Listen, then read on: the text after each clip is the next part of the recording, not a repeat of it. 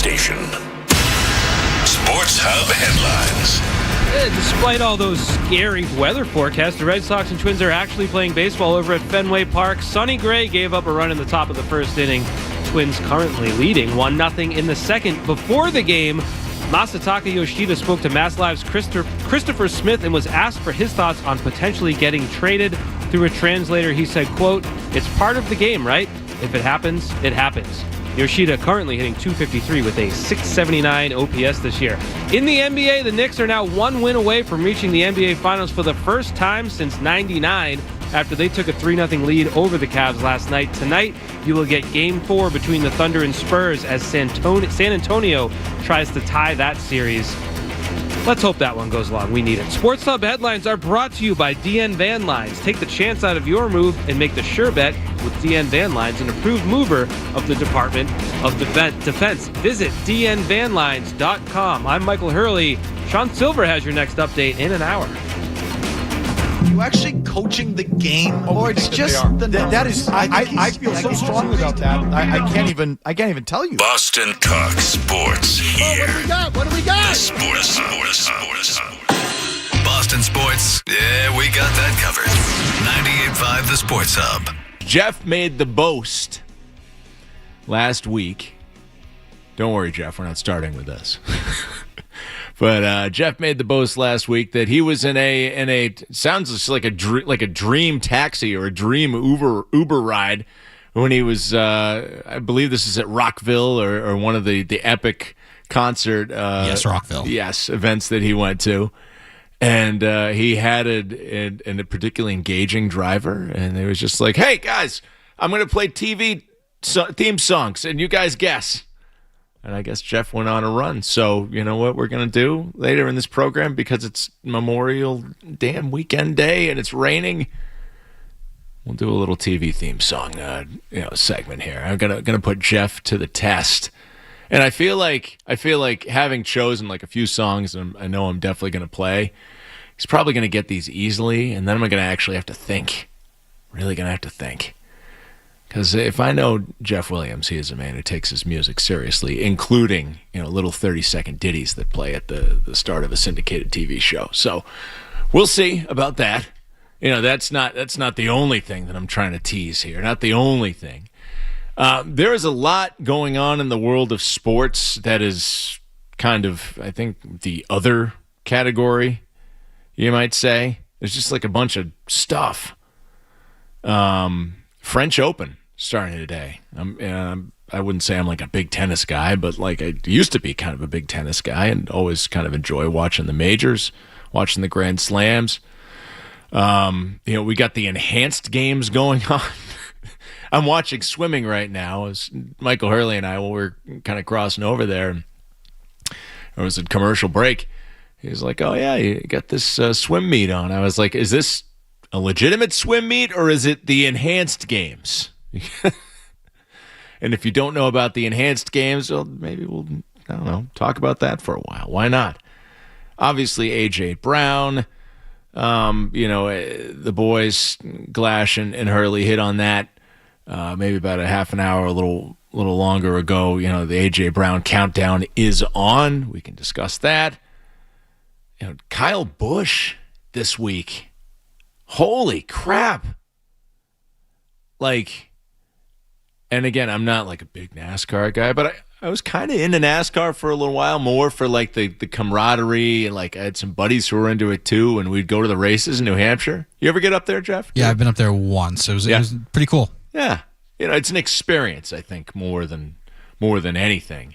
I think we got the most joy. And now, I'm not like a degenerate gambler or anything, but it was fun to kind of hang out in the grandstand up in Loudon and just be like, "All right, who's the next guy who's going to crash? I got $5 on this guy. All right, who's going to lead the most laps?" All the different little props that you can do in a NASCAR race were kind of fun. And of course, you've got your own cooler that you brought in from the outside. You're pretty deep as you're doing all of these activities. But Kyle Busch, I remember that was kind of in the middle to end of me going up there. And I think he was a rookie in '05. He won the Rookie of the Year, and like he immediately just ticked everybody off. He was brash, outspoken, kind of the snot-nosed little brother of Kurt Busch, right? And I wouldn't say like I loved him, but I loved to like tick people off by rooting for Kyle Busch. My buddy called him Shrub. I don't know if that was like somebody else's nickname for him, but my buddy called him Shrub. And he was like, I can't believe you're rooting for Shrub. I was like, that dude's good. He's going to win me some money this weekend. I used to love NASCAR in like the mid to late 90s. Sure, yeah. Got out of it probably Heyday. Early 2000s. Okay. But every time I would go back to watch, it would be because of Busch doing something. Like attacking Joey Logano. Sure. And get eyeballs on the sport. I mean, I feel like I don't know exactly why. It just doesn't feel like NASCAR is anywhere near as popular. There's a lot of stuff where it's like, okay, I'm in my mid-40s now, and stuff that seemed popular to me back in the day, it's like, why isn't that popular anymore? It was awesome back in the 90s, or stuff like that. And nowadays there's trends where it's just like, I just can't get on. I don't understand it. I can't get on board with that. But like NASCAR was huge for a while.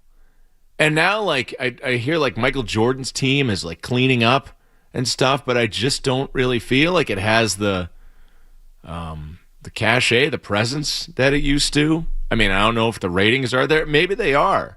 It's kind of like everything with TV. It's like, how can you clock interest anymore? Because everything's so splintered.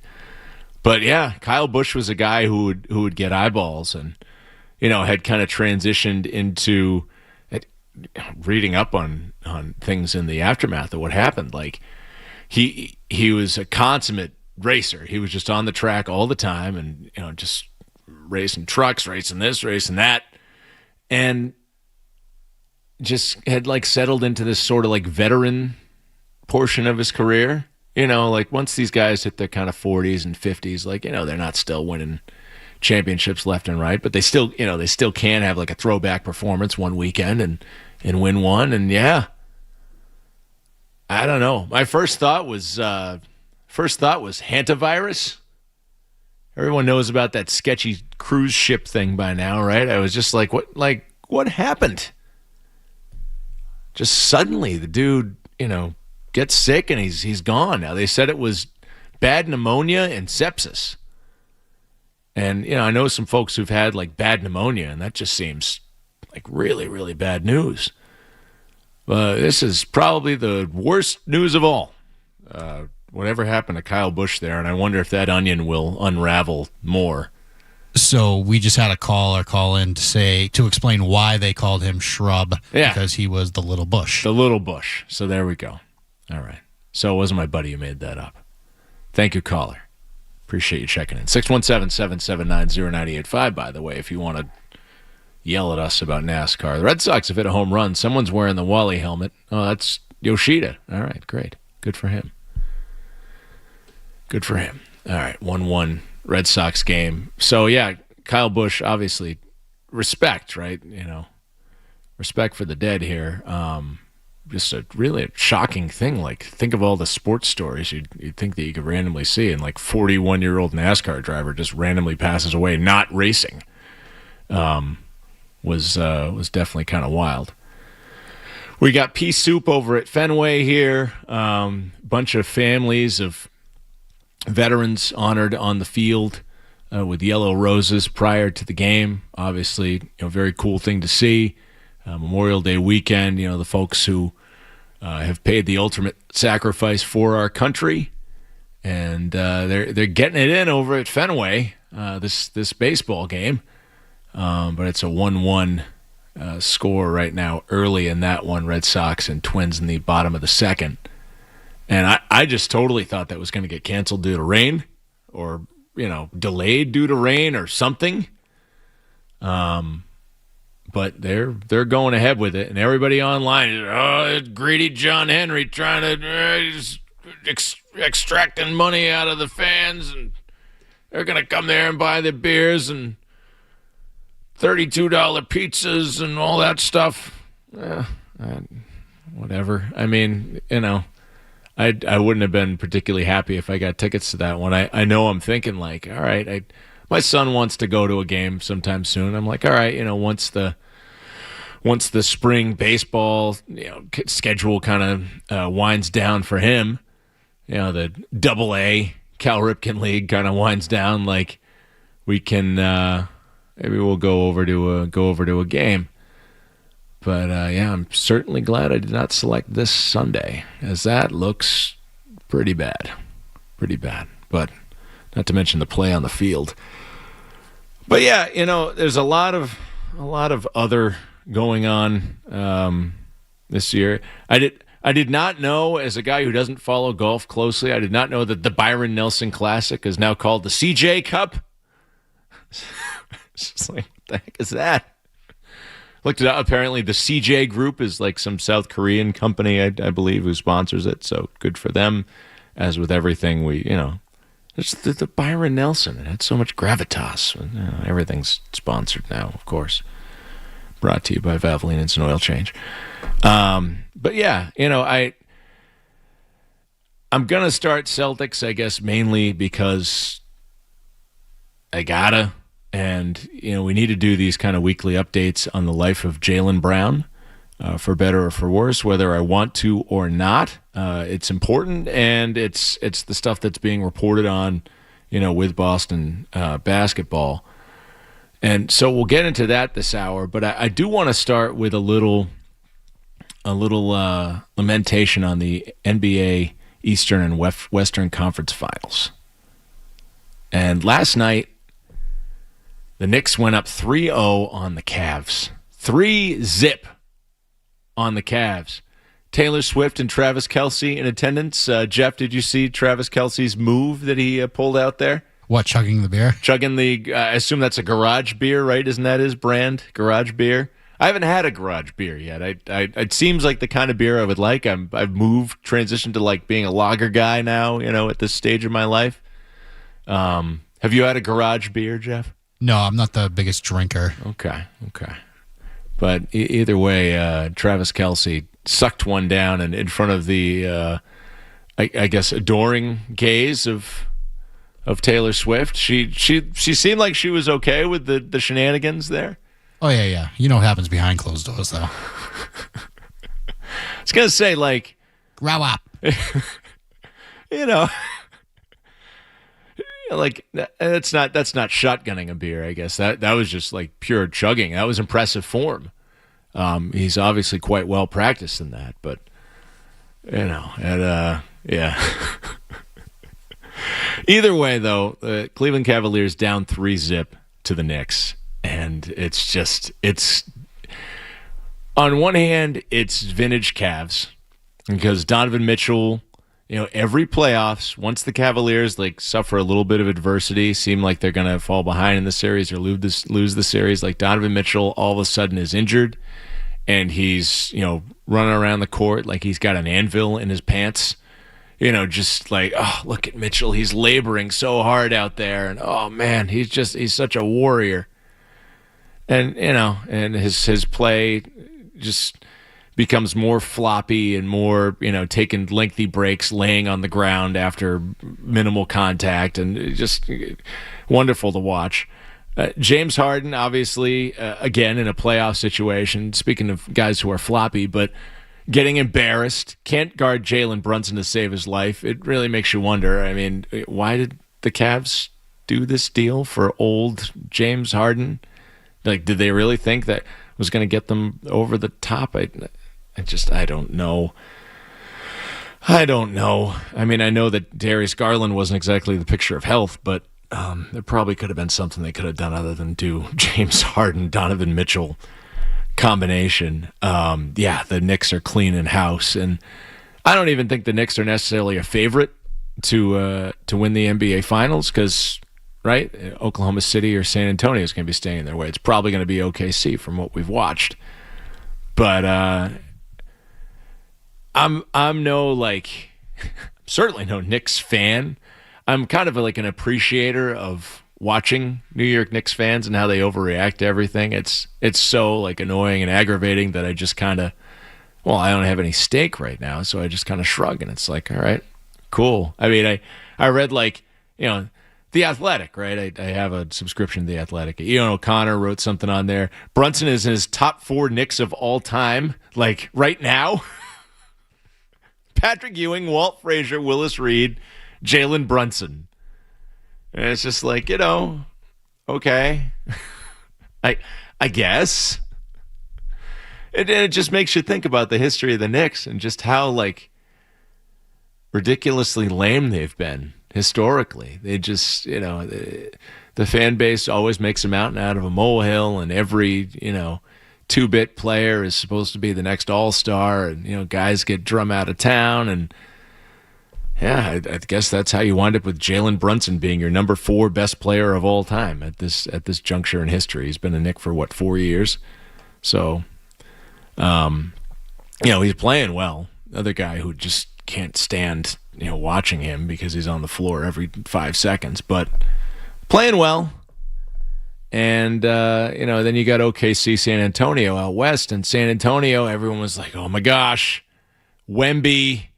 I'm seeing it, like, I wouldn't say daily, but like regular listener to like Locked On with John Corrales. Does a great job. And, hey, you're doing your content in the spring, right?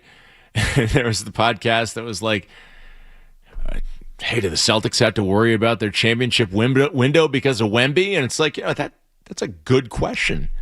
It's a good question, but it's like, no, Wemby's not going to be waiting in the finals because the Oklahoma City Thunder are there right now, and they've already figured out how to deal with this. I mean, beyond the health of a guy who's 7'5" becoming the next Ralph Sampson, possibly, just the fact that OKC is better. I mean, if anything, the Celtics need to figure out how to beat Oklahoma City in the NBA Finals in oncoming years. There's a lot for the Celtics to figure out, but it's kind of interesting to see, Victor Wembanyama. Everyone going nuts about him. And yeah, he's a special player, but the Thunder nipped that in the bud right quick. They will play Game 4 tonight. Scott Foster on the officiating crew for that, so we'll see, how that plays in. But, a lot of my NBA fandom came through initially through my dad and just kind of growing up talking hoops with him. And, I had him on the phone recently, and he was just like, you know what? I think the Knicks are going to win the finals. And that's a hot take from Dad. He thinks that the Knicks could get through OKC. And, hey, maybe with a Jalen Williams injury or whatever, maybe that's a possibility. But I got to kind of think of it this way, and I'll put this out there before we, take a break. If the Knicks do NBA Finals appearance, for one, they haven't been there for 99, so that's a shift. But if the Knicks do win the NBA Finals, what does that do to the Celtics timeline? And is it like panic mode suddenly for Brad Stevens to do something crazy? Because you can't let the Knicks sun you, here in the Eastern Conference. It's not in the NBA period. Like, you can't let the Knicks, who haven't won since 73, knock you out one year, and then the next year go ahead and win the finals. It's impossible. You just can't. Historically, we have not allowed such things to happen, and it might happen. So yeah, we'll take your thoughts on that and how it might impact the Celtics timeline here. And yeah, are we panic mode for Giannis? Saw Chad Finn writing on that this week. He's in favor of a Giannis trade. Obviously, Jalen going at Stephen A. Smith. There's some other kind of tertiary Celtic stuff as well, 617-779-0985. And we'll keep an eye on the proceedings at Fenway as a ball gets hit off of Sonny Gray's foot. I hope he's okay. That things roll along there. Sean Sylver, Jeff Williams, with you till 5 here on the Sports Hub. Boston's home for sports. 98.5 The Sports Hub.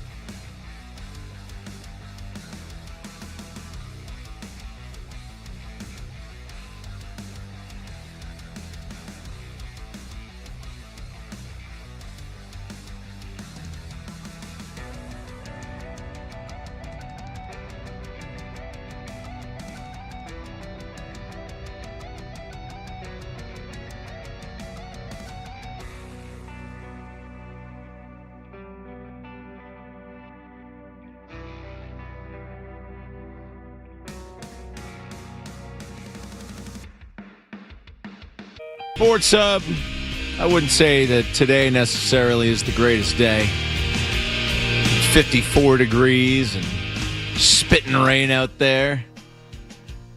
I don't know about if you're trying to barbecue today or what. Like, what do you do with a day like today? What do you do with a day like today? You got a 3-day weekend laid out for you. Yesterday was pretty nice.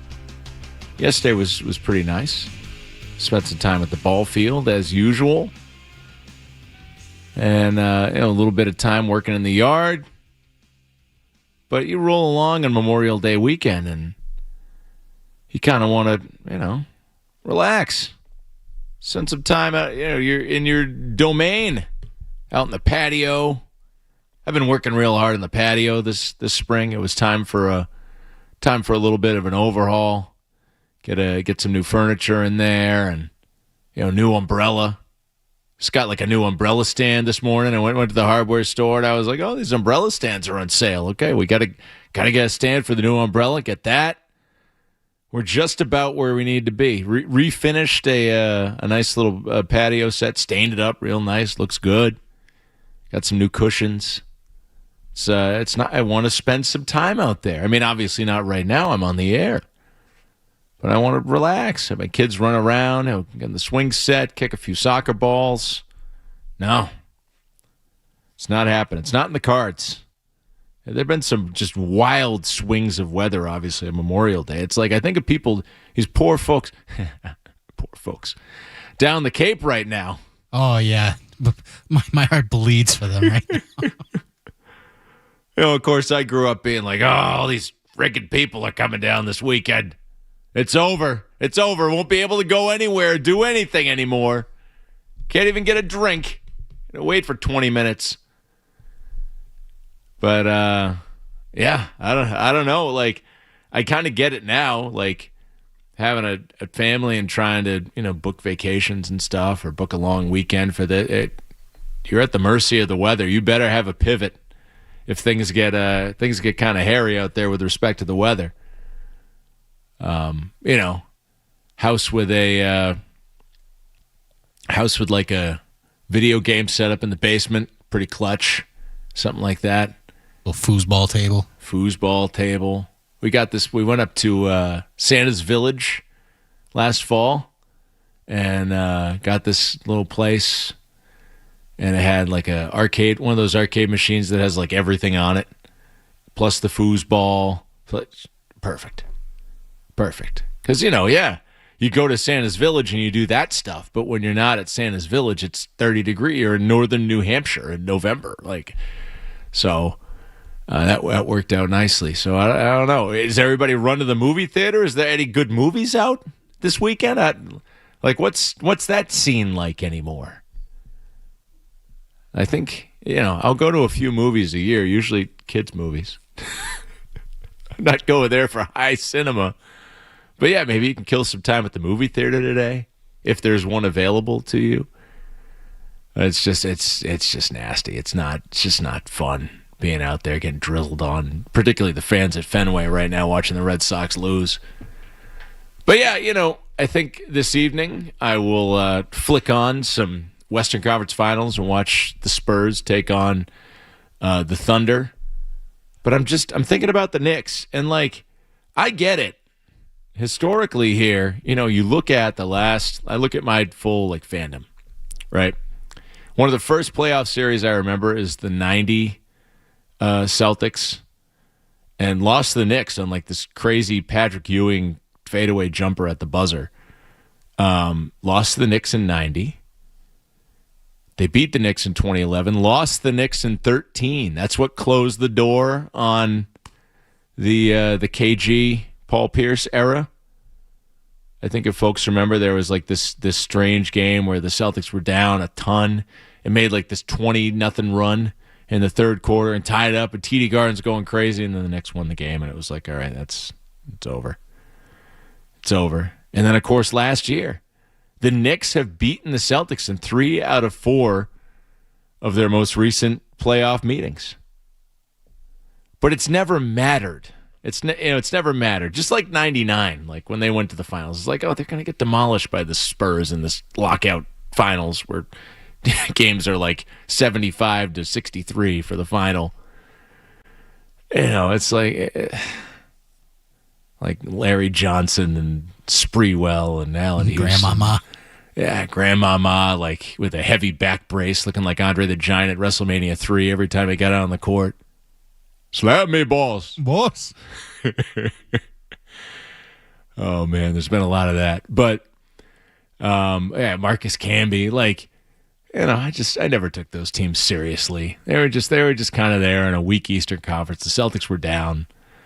And it's just been hard to take the Knicks, with Carmelo, that whole hubbub. It's just been hard to take the Knicks seriously. But, hey, they're going to be in the NBA Finals again in a freak injury maybe, and maybe they win the NBA Finals. Or maybe like my dad thinks, maybe they're going to win it this year. Maybe Karl Anthony Towns is the series of his life. I don't know. But there's a lot on the table for the Celtics. And I kind of went over this last week, how I trust Brad Stevens. Even though I'm not, particularly excited about the philosophy, right? I never super have been. And I think people get on this with like Craig Breslow and the Red Sox a lot. Breslow, he's out there, he's trying to find pitching and defense. And pitching is, batting averages are lowest they've ever been. That's not, you got to exploit market efficiencies and stuff if you're going to. And yeah, I get that. I believe in when everybody zigs, you got to zag.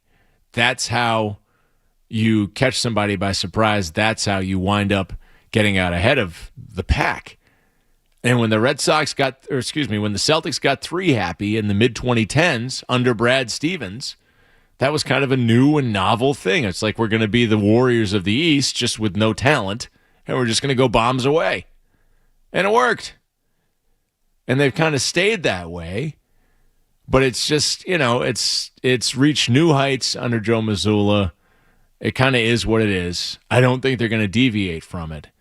So despite how much I disagree with the overall strategy, I am okay with Brad Stevens constructing next year's team and doing what he has to do with it, because I believed in what he did in 2022 and what he did in 2024 with those rosters, making the right moves, getting Al Horford back, bringing in Derek White, making the trades for Porzingis and Holiday. And he's been able to exploit market inefficiencies in the trading market. And that's great. And hopefully he can do that because, again, you're kind of playing it close to the vest with your spending because you don't want to go up over the cap and get taxed and get penalized. So, I trust Brad to do that. I just wonder, I'm so curious as to what it's going to be. Is it going to be Derek White who, hey, congratulations, all defensive first team this year? Derek White's offense, not, we've talked about why. He didn't get the spot up opportunities that he did in the previous season. By the time that Jason Tatum came back, his jumper was broke. And we saw this in 2022 when he couldn't shoot. He eventually worked his way out of it. I feel like he'll work his way out of it. But Derek White is going to be 32 over 4th of July weekend. And he's the kind of guy man, I love having Derek White on the Celtics. I'd love him to retire a Celtic. But does Derek White, who has value as a guy who made the all-defensive first team and, has basically been a fringe all-star in recent years, is he somebody who could be going out the door? Is Jaylen Brown? Because, I've heard some people say, listening to different Celtics podcasts, I think maybe Kaufman might have said, and some other people have said, Brown's, I think that's a ceiling for him, right? He's peaked. I would contend that if Jaylen Brown delivered what he did last year, that he's probably got more tricks up his sleeve. He's just gotten better and better and better. It hasn't been a linear thing. But for those of you that think that he's peaked, and then his value would be at an all-time high, right? Sam Hauser obviously going to go, and I'm just curious about, what are you getting back for him? Are you taking on another kind of bad contract? Is he a piece of some sort of deal? because you have no need for Sam Hauser on this roster due to the development of the younger guys. Are there going to be younger guys who move? Much like the Patriots fans are waiting for June 1st or June 2nd or whatever it is with A.J. Brown, I'm just so thirsty for what Brad Stevens is going to do with the Celtics here. And I feel like with the Knicks, being in the finals, it puts a little bit of pressure on you, doesn't it? Doesn't it? It's different from other teams, say. Right? If it were another Eastern Conference representative, I mean, think about the teams, like, within the past couple of years, my young son has asked me to explain who are the main rivals of all the Boston sports teams. And, it's like, well, with the Celtics, like, there's the Lakers. And he's like, yeah, but they're in the Western Conference. I'm like, well, they used to play in the finals a whole lot, like back in the day. They're just kind of always rivals. Well, what about in the Eastern Conference? Well, yeah, I guess there's the Sixers, right? Historically, they're rivals. That rivalry, I guess, kind of takes on a different dimension with them beating you in the playoffs this year. There's the Heat. They've kind of had some recent clashes in the playoffs, but that may be dying down as the Heat are out of the Jimmy Butler era. And then, of course, there's always the Knicks, and it's just kind of geography, and it's kind of two blowhard fan bases going at it. But if that blowhard fan base and those Knicks, who the national media are just waiting to just salivate all over that burger that is the Knicks in the NBA Finals, that happens, they're taking that attention off of you. I think that's time to get in the lab, Brad. It's time to get in the lab. You can't have the New York Knicks going around with their chest puffed out saying they're better than you.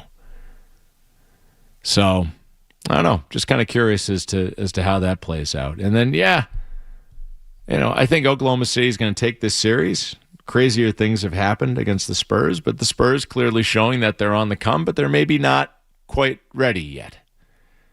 And you never really know. You never really know. For years, we assumed that the Celtics were going to be there someday, in the finals and it took a while. It wasn't the Kyrie, Gordon Hayward, that kind of permutation. It took a while to get there. There was a time when people thought Kevin Durant and Russell Westbrook were going to be in the finals every year. That happened all of one time. And, the San Antonio Spurs, people may think, oh, well, they'll be back, but they're one Wembanyama injury from not being back. And yeah, I know health applies to everyone, right? Look at how it applied to the Celtics this year with Jason Tatum. But, it's there's a nice supporting cast there in San Antonio. Like, De'Aaron Fox is a very good player, another like fringy all-star player. Obviously, he's had some health issues, and a lot of their young guys. There's stuff to like out of Harper and Castle, and they got kind of veteran guys like a Vassell or a Keldon Johnson who are like nice depth pieces. But Oklahoma City's depth just blowing them out of the water right now. So, kind of curious, what happens out there. But I don't think that this is Wemby's world necessarily when you got a well-oiled machine. But it just shows what the Celtics have to do, how much work they have ahead of them. That not only are the the guys in the Western Conference who are some great teams, but you got the New York Knicks taking a step above you right now. Hey, Damon in Westboro, what do you got on the Knicks? Hey, I think the Knicks are playing better than the Celtics right now. They're willing to go to the basket and get physical. Mm-hmm. And you're talking about the Knicks with their chest puffed out. I mean, the Celtics really need to make a coaching change and change the way that they're approaching the game. And Giannis isn't the answer. The answer is changing the way they play. Who changes the way that the Celtics play? I mean, I think you got to think, Damon, about the personnel here. Like, look at how the Knicks, they have a Mitchell Robinson, right, who's just kind of a big rim protector, but also, a lob guy. They have, the big one is obviously Karl Anthony Towns. They have bigger, stronger players who can get to the hoop. So who do the Celtics have that can do that sort of thing? I think Jaylen Brown should play 10 feet out and in. Nothing behind the line for him. He should get physical. He's big. All right, Damon, thanks for the call. We had a little bit of interruption on the line there. I don't know what that was, but Jaylen Brown, 10 feet in. I mean, amazing success shooting the mid-range jumper this year, exploiting a market inefficiency. Everyone shied away from that part of the court. Jaylen Brown willingly goes in that part of the court and hits jumpers, as does, say, like Kevin Durant out in the Western Conference. So, I mean, you'd think that Brad Stevens and Joe Mazzulla, Joe Mazzulla, big brain Joe, looking at the game of basketball, he would say, wow, there's an opportunity for our team to take advantage of something here. But they really haven't been built to go inside and get physical since Kristaps Porzingis was here, and he was just taller than everybody. Al Horford wasn't doing that kind of work. Neemias Queta's, he's a glorified lob guy, offensive rebound guy. Garza kind of does that sort of stuff too. But none of these guys are names that jump off the page like a Karl Anthony Towns, like a Joel Embiid, like a Wembanyama, like just teams that have big dudes who can, stretch the floor, but also go inside and just get a basket at will. Celtics don't have that. It's on Brad Stevens. 617-779-0985 is the Knicks. Yeah.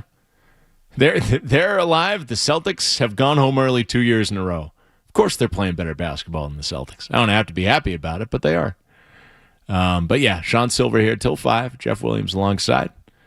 Let's take a break. We'll get back, talk more hoops. 98.5 The Sports Hub. Boston's home for sports. 98.5 The Sports Hub.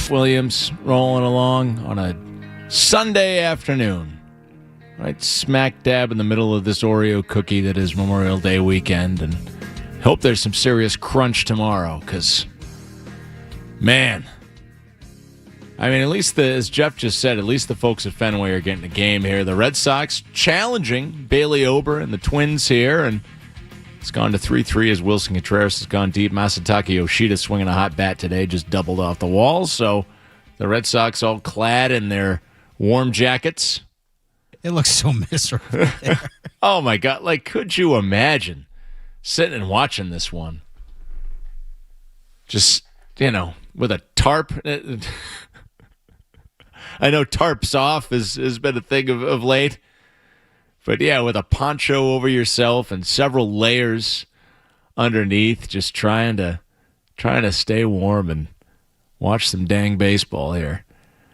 3-3 Sox and Twins here as the Red Sox continue to try and figure out what's going on. Indy 500 going on today as well. As I mentioned, there's just a whole lot of stuff going on in the world of sports. But mentioned the Chad Finn article about trading for Giannis, and just kind of talking about. I get the thing that stood out to me, and this was in the Globe this week. Chad made the point. He's approximately 3 years older than Kevin Garnett was when the Celtics acquired him in the summer of 2007. If you've somehow forgotten how that season played out, look toward the rafters at the Garden. If you don't believe that Jaylen Brown wants the on-court dynamic to change between him and Tatum going forward, it's because you don't want to hear it. This might be the time to give him his own team, just not this one. Brown for Giannis, huh? I mean, hey, I get it. And to the point of, our caller last segment, get a player who can attack the basket. You're looking maybe for some Wembanyama insurance. Get a big, long, stretchy, strong guy who can, I guess, kind of match up with that 7-foot-high stilt. Try and keep him away from the hoop and give it to him back on the other end. But, yeah, I mean, you saw Kevin Garnett come in here in 2007 and change the fortunes of the Celtics. You got one title out of it. And I'll put this out there to Celtics fans and maybe to you, Jeff, as well. I mean, if the Celtics get one more title out of Jaylen Brown and or Jason Tatum, is that enough for this era? No, absolutely not. What's an appropriate number? 3? Bird got 3. Have 3 now. Should have 3 now. Yeah, right. 22. What was the other one? Last year, maybe? Should have been able to defend it. Conference to Miami. The 2021 in the bubble? Bubble championship? I mean, it's definitely been on the table. And we always kind of, I don't say we, maybe like the royal we, right? We kind of, kind of gave them a break for losing those series because we always assumed that there were better things to come, that they would get there. And they did, and it's great. But you look at like KG Pierce, Ray Allen, and that was one title. And you look at Jaylen Brown and Jason Tatum, and that's been one title. And you can't help but want for more. Just like Bruins fans. They got one title in 54 years now. You thought that there was going to be something, and then it turns out that there was, but then after that there wasn't. Giannis Antetokounmpo could potentially put the Celtics over the top. Like, I felt really good about the Celtics from a star power perspective when they got Garnett and Allen. To me, it was the whole question of, who the heck are these guys around them? Like, who's going to, when they're off the floor, who's going to play? Because that roster was just a mess the year before. And it took Rondo and Perkins stepping up, and it took House and Posey being, healthy hits by Danny Ainge when they came in. Even guys like a little Leon Poe action, right? But with this team, it's kind of like, is Tatum and Giannis Like, as a superpower, is that good enough to beat OKC or to beat Wemby? Like, do you feel confident, any more confident in that duo beating them? And then I also look at it and kind of say, well, Garnett got here and they won a title, and that's great. But look at what happened the next year. The fact that you banked on a guy who had been in the league for, 15 years, as Giannis has, wrecked his knee. They didn't win in 2009 because Garnett was not available. They were not a favorite in 2010 because Garnett was not what he had previously been, and they lost the Lakers. They had a chance to win that series, but they lost the Lakers. With a healthy Garnett, they would have beaten that Lakers team in 5 or 6, just as they had in 2008, but instead it went to 7, and they were old. Because you bring in a guy who is old in the NBA, you immediately set in course the window closing. And if something happens to an older player, you go from being favored to being, punching above your weight class, like the 2011 Celtics with Shaq were trying to be, right? Oh, they're an old, embattled, grizzled veteran team, and maybe they'll be able to knock off these newfangled Miami Heat. Nope. And 2012, the ultimate example of that. Oh, man, look at this team. Look at this. Look at the bench mob. All these guys trying to, Marquise Daniels and Ryan Hollins and all these random dudes running around out here with these ancient Celtics. Maybe they can do it. Maybe they can beat the Heat. Nope. I mean, I don't want Giannis Antetokounmpo to get old in front of me and suddenly have the Celtics window close in 2 or 3 years. All for the potential, not even assurance. What would you say? Giannis comes to the Celtics, 15, 20% chance that are they like one of the top 4 or 5 favorites to win the title next year if that happens? It doesn't upgrade them enough. I just feel like you can do more around Tatum and Brown, as you already did in 2024, if you can set them up with a roster around them that, emboldens their success. You could do it again. And then you don't suddenly get old by trading for Giannis. And yeah, I believe the thin line about, Jalen wants the team's dynamic to change between him and Tatum. Tatum always has just kind of been, I always say it, he was the anointed from day one here. I don't really get it. I feel like it should be more of a partnership rather than being Jason Tatum's team. I've always felt that way. I feel like personally they have a partnership, but it has always seemed to me, at least from what I've heard, and again, I'm not connected, but from the people who are connected that are always talking about it, is that Jason Tatum has everybody's ear, and everything is vetted through Jason Tatum. So if Jaylen Brown has a problem with that, I'm not saying he does or doesn't, but if he wants that to change, I don't know. You either got to take that up with Tatum, or you got to go somewhere else and do your own thing. I really feel like there's still meat left on the bone here with these guys to go and run it back. And maybe that's foolish. Maybe it's naive. But it worked a couple years ago. You just got to set the team up right. 617-779-0985. We'll switch gears a bit. I got a bone to pick with the Bruins, as I usually do. It should be fun for some listeners. As we watch the Red Sox took the lead. Good for them. Just lovely rainy day at Fenway. Memorial Day weekend with Sean Sylver and Jeff Williams here on the Sports Hub. Boston's home for sports. 98.5 The Sports Hub. Is your foundation repair project stuck on the ground? Contractors disappear? Don't do it twice.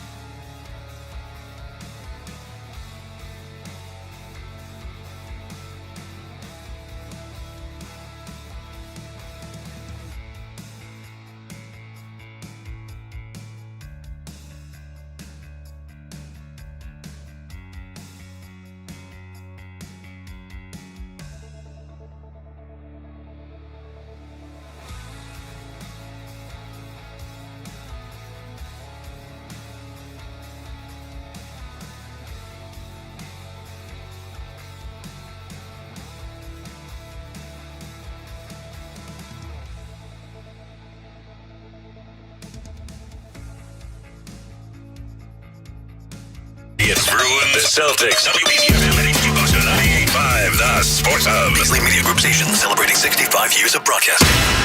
Sports Hub headlines.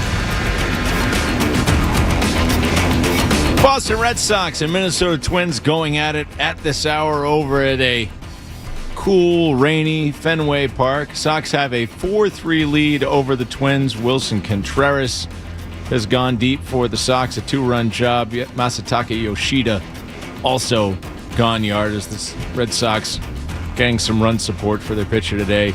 Sonny Gray, who was pulled after 4 innings of work, is now the top of the 5th, 4-3 Red Sox. NBA Eastern Conference Finals, Knicks up 3-0 on the Cavs after a win last night. Game 4 of the Western Conference Finals, Thunder and Spurs tonight. OKC up 2-1 in that series. NHL Eastern Conference Finals, Carolina tied up the series last night with Montreal with an OT win. Game 3 between Colorado and Vegas tonight out west.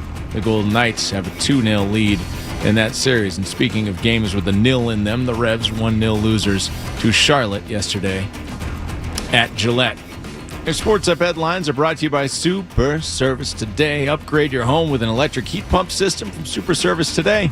Stay cool this summer, warm all winter, and save on energy costs while reducing your carbon footprint. For a free estimate, visit superservicetoday.com. I'm Sean Sylver, Boston Tone for Sports. 98.5 The Sports Hub. Next update, 4 o'clock.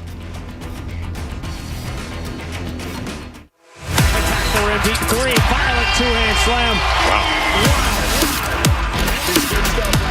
98.5 the Sports Hub. The Bruins, the Celtics, the Patriots, the Sox, the Revs, and you. We're Boston's home for sports. 98.5 The Sports Hub. I was very into drugs. Am I off thinking that Days of the New, look it up. somebody in Days of the New became tantric? Because there's just that sound is there. That sound is there. Tantric, which played Stonehill College 2001 spring weekend with 3 Doors Down. What a combo. What a time to be alive. I knew a guy, he was a drunk, and he loved Tantric. He loved that song Breakdown. He'd sure. Get drunk and go into the car and go, you guys like Tantric? And he'd rock out. Just throw on some Tantric. That was it? That was like his song? Yeah, because he'd get in there and he'd be loaded. I used to work with him, and he'd get loaded on lunch, and then he'd come into the work van, and then he'd look at us, and he'd want to put his CDs in, and he'd be like, you guys like Tantric? And he would always start with Breakdown. What was that? He'd always start with Breakdown? Yeah, or would he like go morning one day to like switch it up? He would put in like a country music guy sometimes, okay. But like he'd always be, you guys like Tantric? You guys like Tantric? Love it.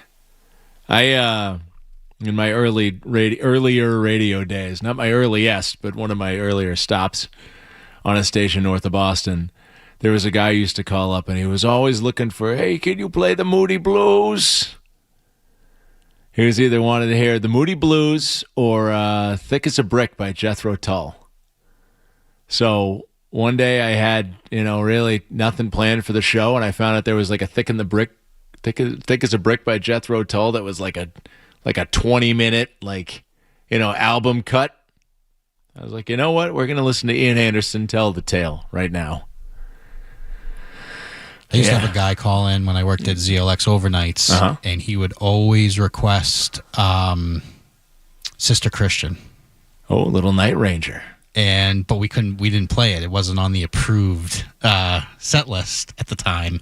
Oh. And then a few years after I had started there, it finally got on the approved set list. Oh, that must have been that guy's day. Oh, it was great. He would call up and he would scream that he wanted it played. And I'd be like, I can't do it, brother. I can't do it. And he'd be like, I'm going to get it played one of these days. And I'll never forget when I was able to play it for him. And he called me right after I finished. He goes, I love you, man. You made my night. Oh, see?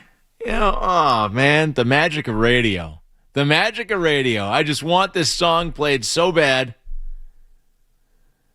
And waited all those years. Oh, you got Caitlin Clark at the Indy 500. That makes sense that she would be there. Yeah, Indy 500 going on.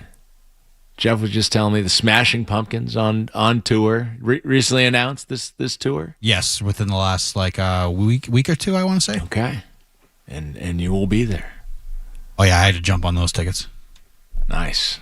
Well, I mean, you gave them a lot of praise, so maybe I'll. What would you say, like, in terms of concert tickets these days? Or these days, was this like a kind of a splurge? Was it kind of like decent, for what you expect? Or no, yeah, it was about what I expect. I mean, actually, it was a little bit cheaper than I expected because I got loge seats and they weren't above, I think, like $120. Okay, yeah, I think that's very decent. For particularly when they're doing Melancholy on tour. Right? Yeah, it seems like they're going to play Melancholy in its entirety. I mean, folks, that is the recipe, right? And a lot of bands have exploited this. Go out on the road and play the album that everybody wants you to play, or one of the albums that everybody wants you to play, and make that the tour. It's great. It's so great. I looked up this Days of the New song here, the Touch, Peel, and Stand, right? And I didn't realize, I never had this, but the CD single featured a picture of the George the Animal Steel, like LJN wrestling figure, with his head torn off. So that's the album cover. It's a headless George the Animal Steel. We all had those rubber wrestling figures back in the day. Still got a few of those. I went on a binge. I don't know what you would call it. I sold a bunch of them a number of years ago when I realized like what they were going for. But I didn't sell like any of the ones that were in good condition. I sold the ones that were like marked up and beat up and looked like crap, because apparently people like redo them, So they just want like the body. They want the mold, like in Toy Story 2 with Woody. Yeah. Wow, what a pull there. Very nice. Yeah, no, they looked like hell, and I got like several $100s for selling a few of them. It came in handy at the time. It's like, I don't know what I'm going to do with my Big Boss Man LJN wrestling figure. He doesn't even have the nightstick or the sunglasses. So, what is he worth? Somebody who's happy Joe enough would know. Joe to Murray. pay me. Joe Murray. Hasbro Joe.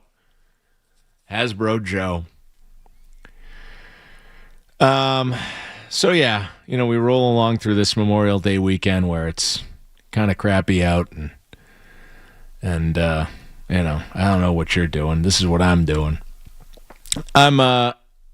It takes me a while sometimes with podcasts to catch up to everything. Or sometimes, it gets, I'm a Spotify listener. I'd kind of love to have some other podcast platform that's like my primary platform, but I kind of realize that would take work to like set up all my favorites and stuff. But, like the Your Shows or whatever is at the top, and it gives you the updated shows. If you don't look at it real close, you might miss like an update or something. So it took me a second to get around to Ty and Matt's most recent Sports Hub Underground, which is from earlier this month when they, kind of played off the Bruins, like Keyboard Cat. And, I was just talking about how I trust, even though I don't like the philosophy of how the Celtics on court necessarily operate. I understand that's not all Joe Mazzulla. That's a Brad Stevens edict as well. But I trust Brad to construct a roster that could potentially be successful. We saw him do that on 2 occasions. One team got to the finals, one team won the finals. With the Bruins, I heard like Doloff saying... It's a lot of the same that them losing that series to Buffalo. And you get it. That was the second best team in the conference, right? They showed some fight-winning Game 5 in overtime on the road. But you look at it, and they were still outscored 10-2 on home ice their last 2 games of that series. They looked bad.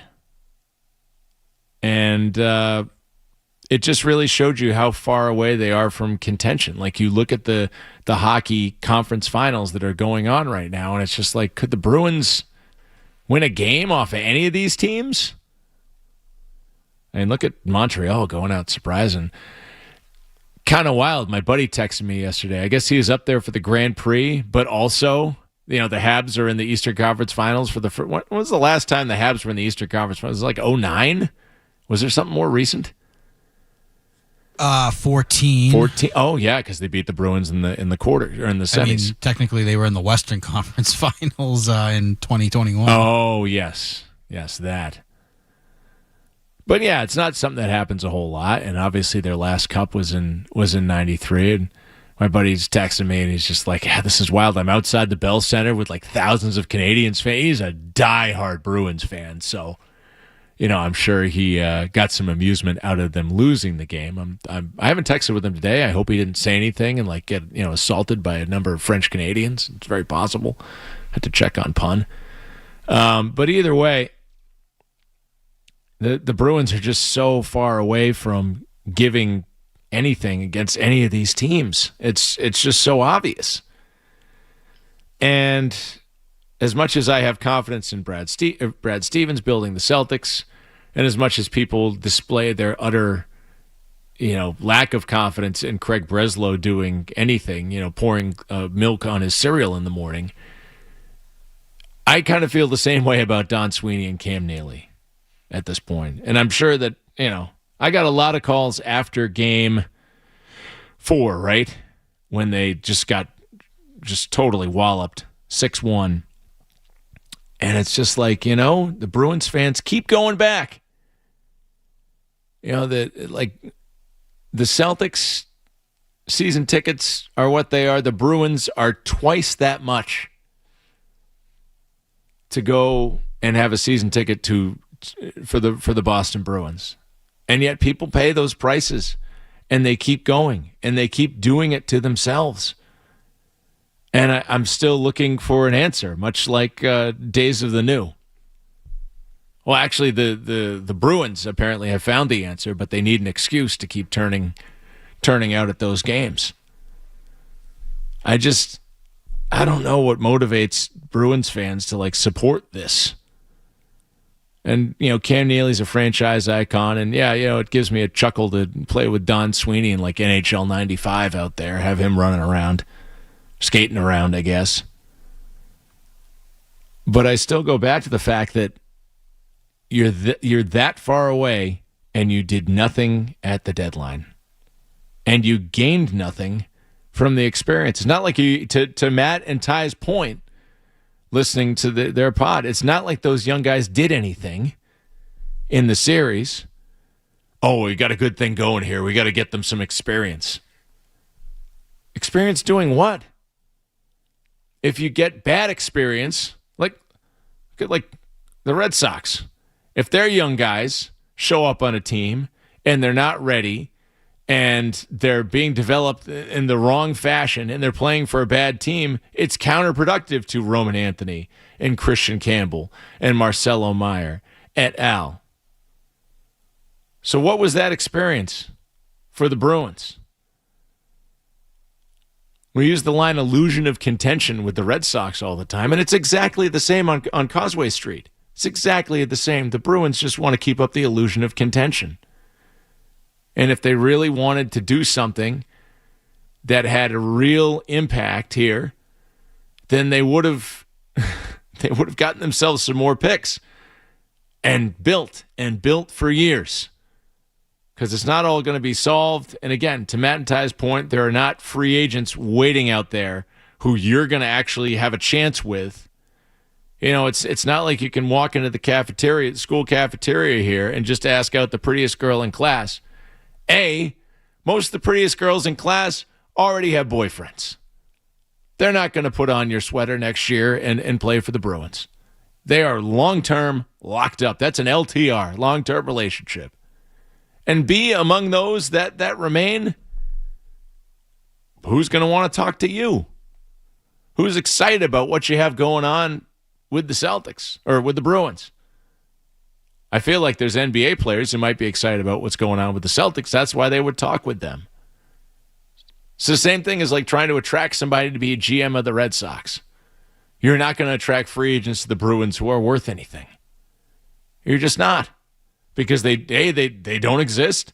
And B, if there is somebody out there, there's a million other places they could go where there's something going on. That you have to build through youth.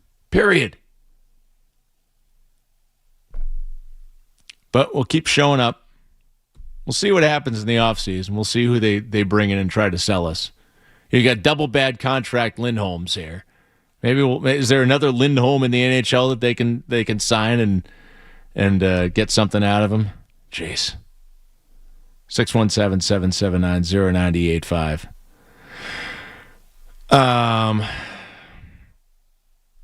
Keeping my eye on this game here. Sox and Twins. Man, it looks muddy. They're probably using a lot of that speedy dry out there today. And the fans, they do not look super happy. The vendor is there, walking up and down through the empty aisles. Everybody is under the overhang. Walking up and down through the empty aisles with the basket of hot dogs or whatever, as they're just sloshing around out there. Still 4-3 Sox, though. Maybe they can get a win. Maybe they can improve on 8-16.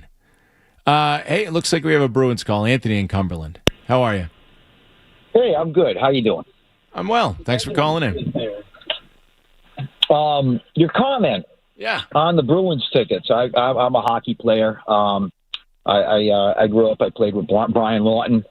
He went pro right from high school and stuff. But I think New England in general, I just think we play with a lot of heart. We love our sports. We may pay $12 and throw the fucking beer and be stupid about it, but they do that in New York more than they do it here. All right. Thanks, Anthony. I wanted to, hear more about the experience of being a Boston or New England hockey fan, but you can't come on saying that. I mean, when you use the line of, New England hockey fans have a lot of heart. Okay, great. I like sitting down and watching our boys, win in the movie Miracle, too. But, NHL teams aren't just constructed out of a bunch of pluggers and, hometown boys and, these guys. No, it's really just a rich tapestry of players from all over the world. It's complex to build a winning team. And the Boston Bruins have just been picking the wrong guys. Yeah, Sweeney's made some great trades over time. But he's had plenty of time to get this team back to real prominence. And now that he actually has an opportunity to rebuild it, I just don't trust that he can actually rebuild it. And I don't trust that Cam Neely can do anything but try and construct a team in his own image. And I'm sorry, as much as I love Cam Neely, I don't need a big bad Bruins version 18.0 to just go out there and fail again. They need to bring in young guys, and the young guys have to have a diverse set of skills so they can go out there and battle with some of these top teams where we're seeing like real skill here. Vegas just looking great right now, taking it to Colorado. Good for them.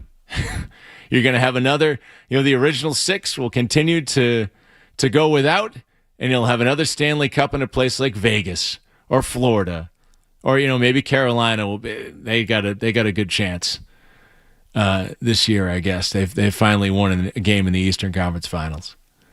And again, 617-779-0985.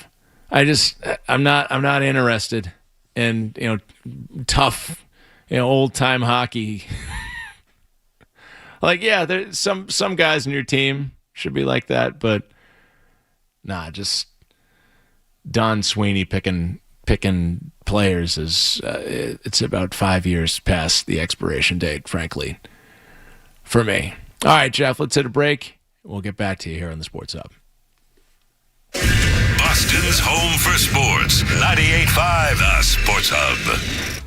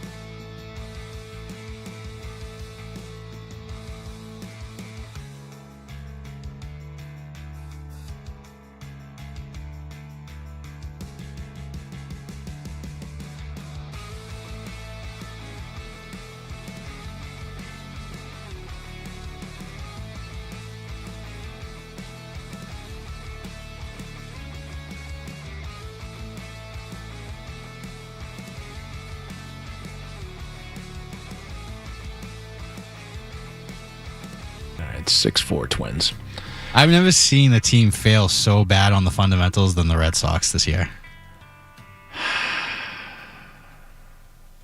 They're ruining our summer, Jeff. They're ruining our summer. Really, I mean, and I was going to start Red Sox, but, they had a game plan, and you figure, all right, well, listen, if you're really interested in talking Red Sox, you'd probably be watching the Red Sox. You probably wouldn't be hanging out with us, but maybe I'll get to it by the end of the game here. Maybe we'll unload a little bit on the boys over there. Yeah, nope, missed the tag. Good grief. Okay. Let's get some more positivity here. And Noah and West Boylston's got a take on the Bruins. Noah, how are you? Hey, what's going on, guys? I just want to talk about the Bruins and how I just don't get how we're not playing Bruins hockey back in 2011, and earlier, playing the rush, having those big hits, just stirring up the pot and making teams get out of there, blocking the goalie. I don't see a lot of that Bruin hockey anymore. I don't know if it's the new NHL guys, but that's my take. I don't know.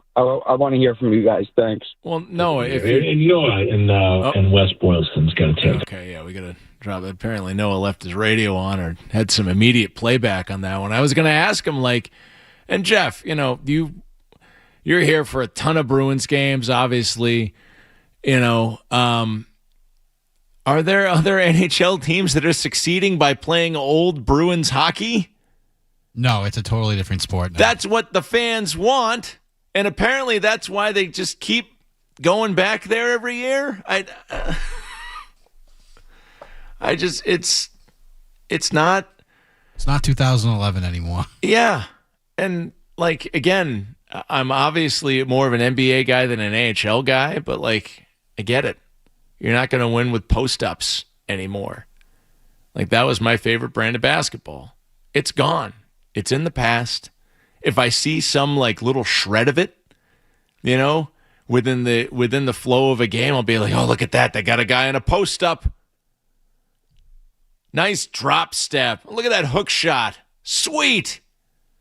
I'll celebrate it in the moment, but that's not how games are getting won. So for the Bruins fans to just kind of say, oh, I just really wish they would go back to that. And you get they bring in another major appliance like Zadorov. It's here's another big, tough, mean guy, a real, what was Strong Bad's, who's Strong Mad? Yes, anybody else who watched that out there? Homestar Runner. It was Strong Bad, and then he had Strong Mad. It was the big, huge, angry dude. That's Zadorov. He'll go out there. He'll put a dirty hit on somebody. He'll get suspended a couple games. He was a little more useful this year, but you got kind of one or two things that can happen with the giant NHL player. Right, and one is you get Zdeno Chara, who was not good his first year in Boston. But, frankly, there was a lot of things that weren't good in the 06-07 Bruins. Was that 06-07 or was that 05-06? I think it was 06-07 when they brought in Savard and Chara. And then the next year they brought in Julian and they made the playoffs. But he was not very good at first, and I was just look at this guy. He's getting mutilated out here. He's just this big, slow bozo. And with the right strategy and coaching, Zdeno Chara went from having a very good all-star caliber career to having a Hall of Fame title-winning career. Nikita Zadorov comes in here, and it's just, here's just another big brute who's just getting, sometimes, it works, and most of the time it really doesn't. And you got, 3 more years of him. Yeah, you got to get tough. We got to get mean. Yeah, I get it. You all love that. Hockey is a bloodthirsty game. Yeah, go home and pop in your DVD copy of Slapshot. It'd be a great time. I did that recently. I quote the movie enough on the air, particularly during hockey season. It's completely inevitable that your mind's going to go there. But it's you want to go see somebody get beat up, go watch that classic. It's not winning hockey in the NHL. And beyond that, even if the Bruins aren't, for some of the finesse, if you want to, I don't know, make the dichotomy of finesse versus physical players, the finesse players that they bring in here are lacking the skills to actually be good. So just enough. I guess they're just going to try and retool rather than rebuild. They should have rebuilt, and they should have gutted the front office as well, but they never will. They never will. 617-779-0985. Got thoughts on the Red Sox. Got thoughts on about a million things that are going on. Feel-good story, Jeff. Did you hear about this kid on the St. Louis Cardinals? Brian Torres? I did not. Age 28. He has taken 11 years to reach the big leagues. Very Brian Daubach, type story here. He had signed a minor league contract with the Brewers in 2015, was claimed off waivers by the Giants in December of 2019, became a free agent after the 2021 season, and spent 2 years with the independent Milwaukee Milkmen of the American Association. Well, guess what? Playing for the Milkmen, he was certainly not a dead milkman. He got signed into the Cardinals organization, I guess presumably by Chaim Bloom, right? Isn't that who calls the shots over there now or something like that? He got into AAA. He was hitting 300, made his MLB debut for the Cardinals, and homered in his major league debut. So, yes, a Daubach, a Daniel Nava type story. The latest in that line, Brian Torres. Good for him. I enjoyed seeing that. But yeah, any thoughts you have, feel free to join us. I'm on X at the Sylver Fox, Sylver with a Y, if you still hang out in that place. It's like the bar that used to be good and now is just bad things happen there. I'm sure there's somebody on there talking about something. There we go. Yeah, I retweeted Glash earlier when he was hosting with Hurley. So, all right, yeah. Hey, I think we're about to do some TV themes here. I really we gotta. I gotta put Jeff Williams to the paces. So we'll prep for that here on 98.5 The Sports Hub. Boston's home for sports. 98.5 The Sports Hub.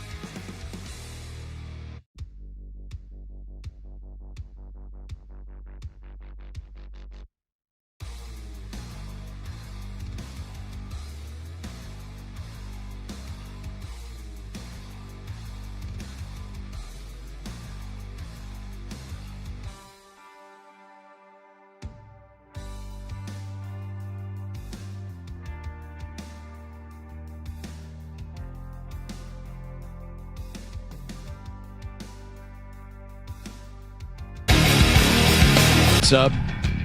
Sean Sylver here with Jeff Williams.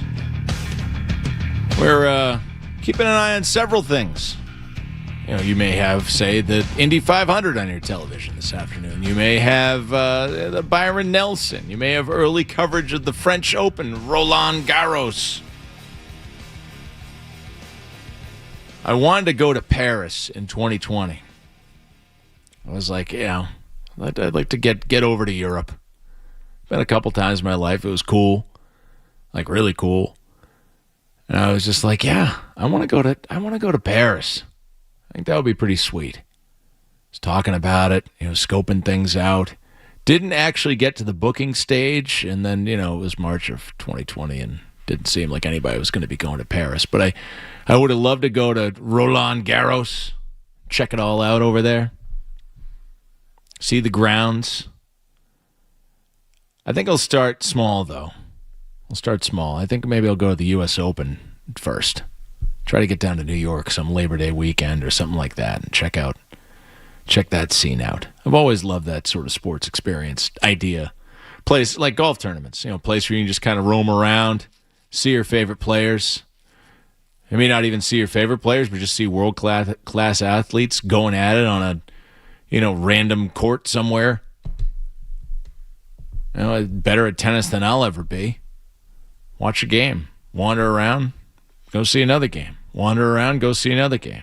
Have a beer. None of the stuffy Wimbledon stuff, Don't need any of that. Strawberries and cream. I like peaches and cream. Jeff Williams. The man is stalwart producer here at the station. Technical director of Boston Bruins broadcasts over the years, and a man who knows music.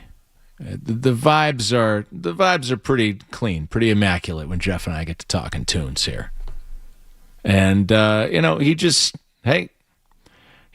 came out with it. I was playing Name That Tune in the back of an Uber. Coming home from Rockville, and I was killing it on TV theme songs.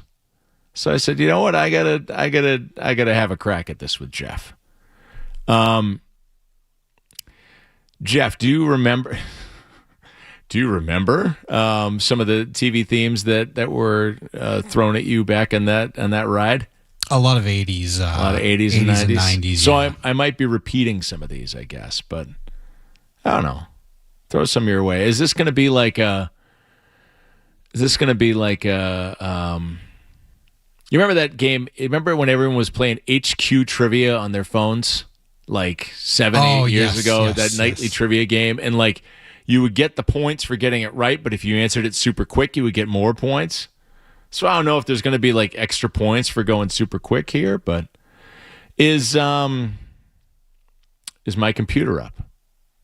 Why don't you play something real quick in queue, and then I'll see if I got the right one. Okay, let's just do something that everybody knows. I'm not gonna try to surprise you with this one here.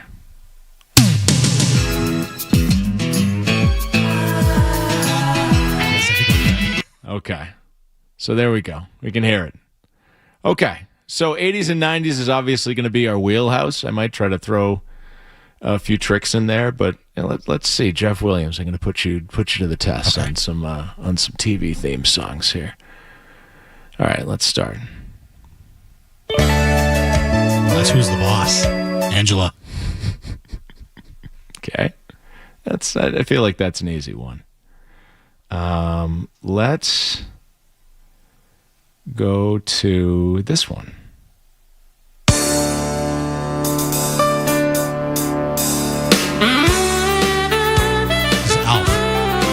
Nice.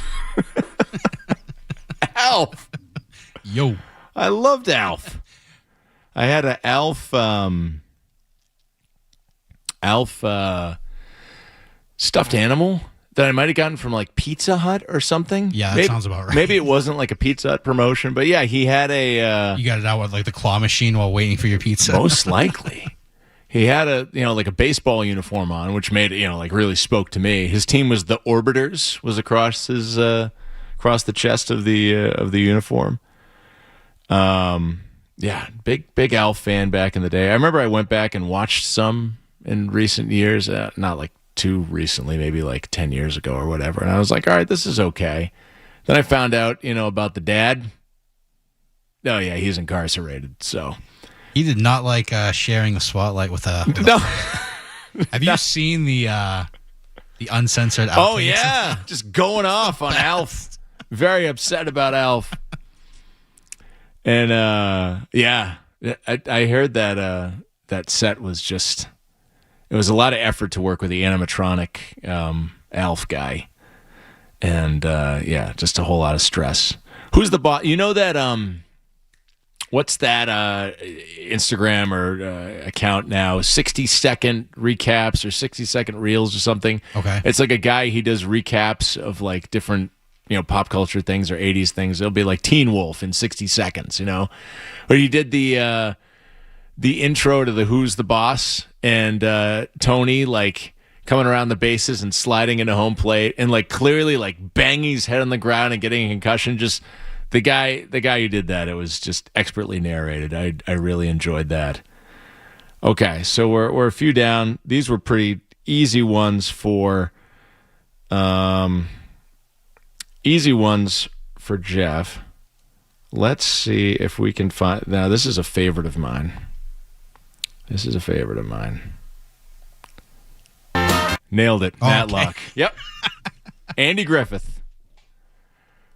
Well done. I mean, I watched that with my nan, like growing up.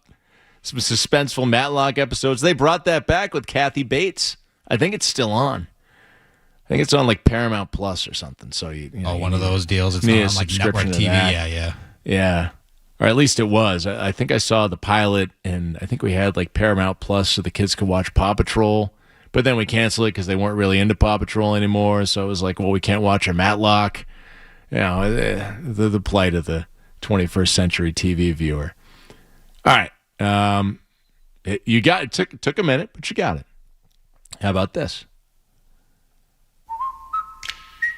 Oh, this is Andy Griffith show. Okay, so I just figured along the line of Matlock, we do more Andy Griffith. He's 4 for 4 so far, folks.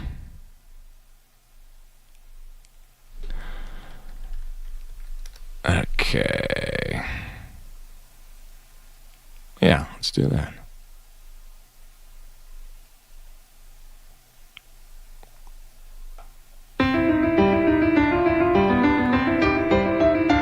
This is Murder, She Wrote. Okay. Yes. You see I was keeping with a theme. So I think we're out of the old folks TV section. 5 for 5. Ooh, this is going to be good. Just found another playlist here. It's a good thing to not be a grifter and actually pay for a theme or a subscription to Spotify. There you go. I thought this playlist was going to give me something, but it didn't. Maybe. All right. I'm a little hesitant, like bringing some of these up. Oh, this is Salute Your Shorts. We run, we jump, we swim and play. This is the Kid Bop version. We grow and go on trips. But pretty much. Things that last forever are our dear friendships. Camp Bonawana, we hold you in our hearts. And when we think about you, it makes me wanna fart. It's I hope we never part. Now get it right or pay the price. Oh man, he's doing well, folks. How about? Well, not Ugg. He's dead. Ugg's dead? Yes, Ugg passed away. Was this rather recently? No, not rather recently. I want to say 5 years ago, maybe sooner. Okay. I mean, to me, that's rather recently. Yeah, I know, right? These years just fly by now. Oh, R.I.P. Ugg. I feel like Didn't some of the kids out of there like get famous? Trying to think. Donkey Lips was in some stuff, I believe. Didn't the kid who played Sponge Budnick was in a band. Budnick was like in a band during the early 90s that like had a one-hit wonder, I think. I feel like the kid who played Sponge from Salute Your Shorts had a career. He turned into David Spade. I don't know. What about this?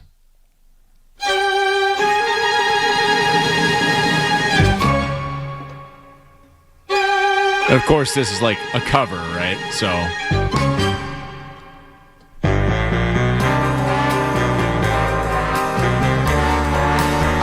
couldn't tell you this one. I know this song. Is this like. Yeah. I wouldn't. Perry Mason. I couldn't tell you that one. Okay, so I maybe found your weak spot here. I didn't get all of them. I was rattling them off, and then there would be a couple that I never watched that show. Yeah, so no, of course. If you didn't watch the show, what can you really do? But like any true like 80s, 90s kid, most of the time the TV, all you could watch was what was on. Let's see how quickly you can get this. 'Cause this is my jam here.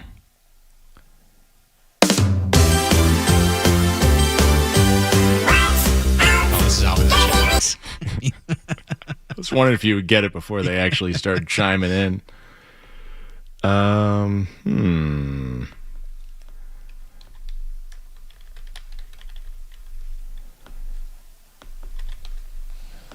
about that? No. Okay, sure. So this is... What is this? Quit with the instrumentation. Give me the theme. That's not it. All right. Well, you've proven something to me, Jeff. I gotta try one more, actually. But I gotta be like careful about it. I don't want to give things away. I feel like this game, while fun, is better when you're in a cab coming from a concert. Maybe everybody's a little bit faded. How about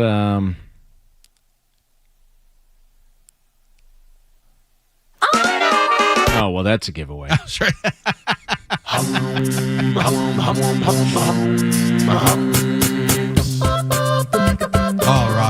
Rocco's Fun and Life.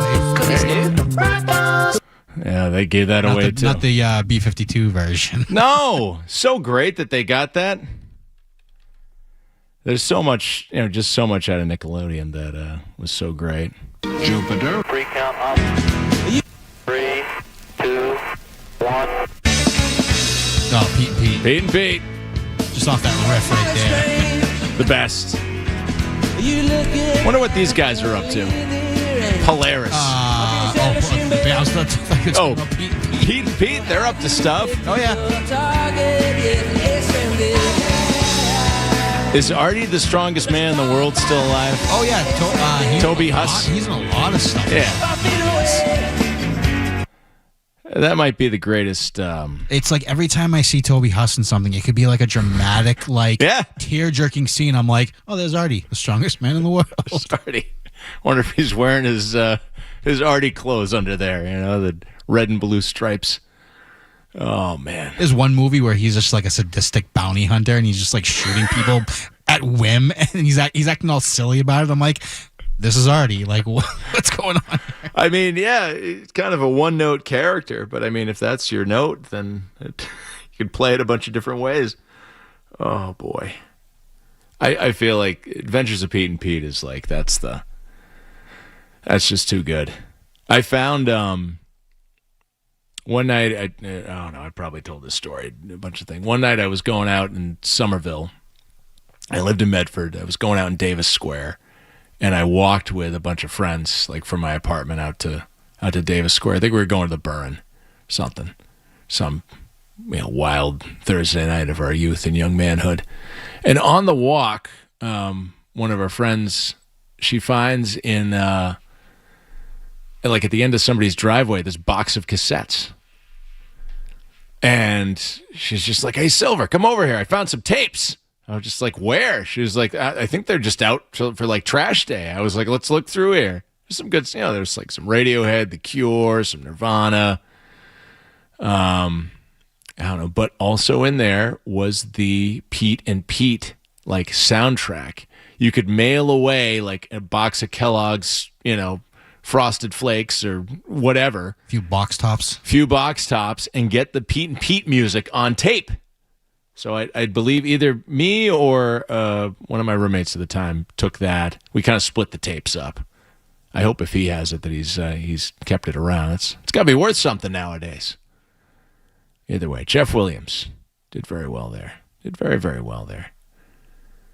Oh, we're way past break here. This is what happens when you get into TV themes live on air. Let's take a second to recalibrate, and we'll get back here on 98.5 The Sports Hub. Boston's home for sports. 98.5 The Sports Hub. Is your foundation repair project stuck?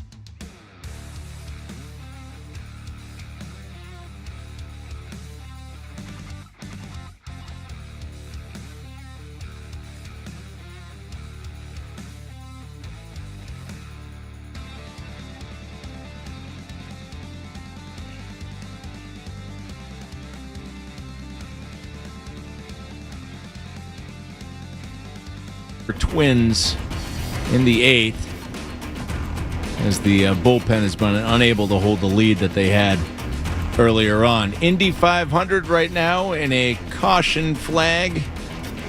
Man, had a big crash there and some serious flames flying out of a car here, but there was 8 laps to go and they went to caution, so we'll see what happens here with the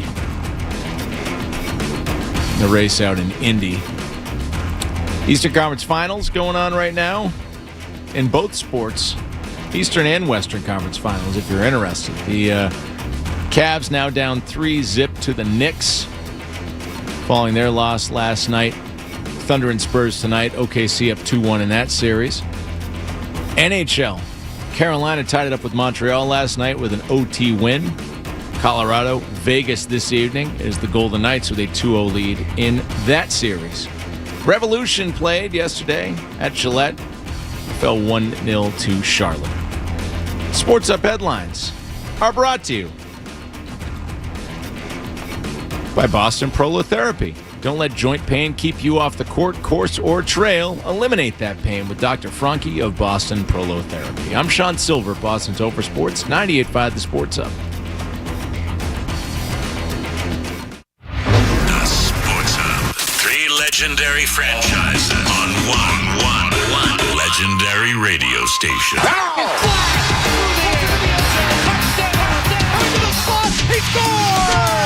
It's the Sports Hub. In this town, sports happens 24/7. We're Boston's home for sports. 98.5 The Sports Hub. 98.5 The Sports Hub. Sean Sylver hanging out with Jeff Williams, who got everything I threw at him except Perry Mason. And he's legitimate, folks. He's legitimate. I'm just going to keep his login for Spotify handy here, and I'll be able to access everything that I've ever wanted. You know, I was going to do, on the subject of Nickelodeon, Jeff, I was going to do the Hey Dude theme, but the giveaway there is that it starts with a little guitar like do-do-do-do-do-do-do-do, and then a guy goes, hey, dude. That's true. So, yeah, you know, that's it would right. have totally blew it. That was a good one. Did you have a favorite Nickelodeon program like of that era, animated and or non-animated? Maybe one of each. If we're doing one of each, it would have been Rocco. Oh, and, really? Yeah. Salute Your Shorts. Yeah. Salute Your Shorts is... I think Salute Your Shorts may be slightly ahead of Hey Dude. Pete and Pete was it for me, though. I've got the DVD set. That's how Pete and Pete I am. And yes, I know that's like a 20 years ago comment, but I did. I went into Newbury Comics at the Fresh Pond Rotary there and got the Pete and Pete DVD set. I bought so many like DVDs and box sets from Newbury Comics over the years. Right. Thank you, Newbury Comics. And then Rocco for the Nicktoons. I really loved that. What was the cow's name? Heifer. Heifer the cow. Every now and then, like a random heifer line pops into my head. I don't know why. It just does. It just does. That was good. I don't know. Turn the page, you wash your hands. Wow. I remember liking Doug quite a bit. I liked that a lot more than like when they brought it back on ABC, but I guess I was older by then, so Doug was good. Ren and Stimpy.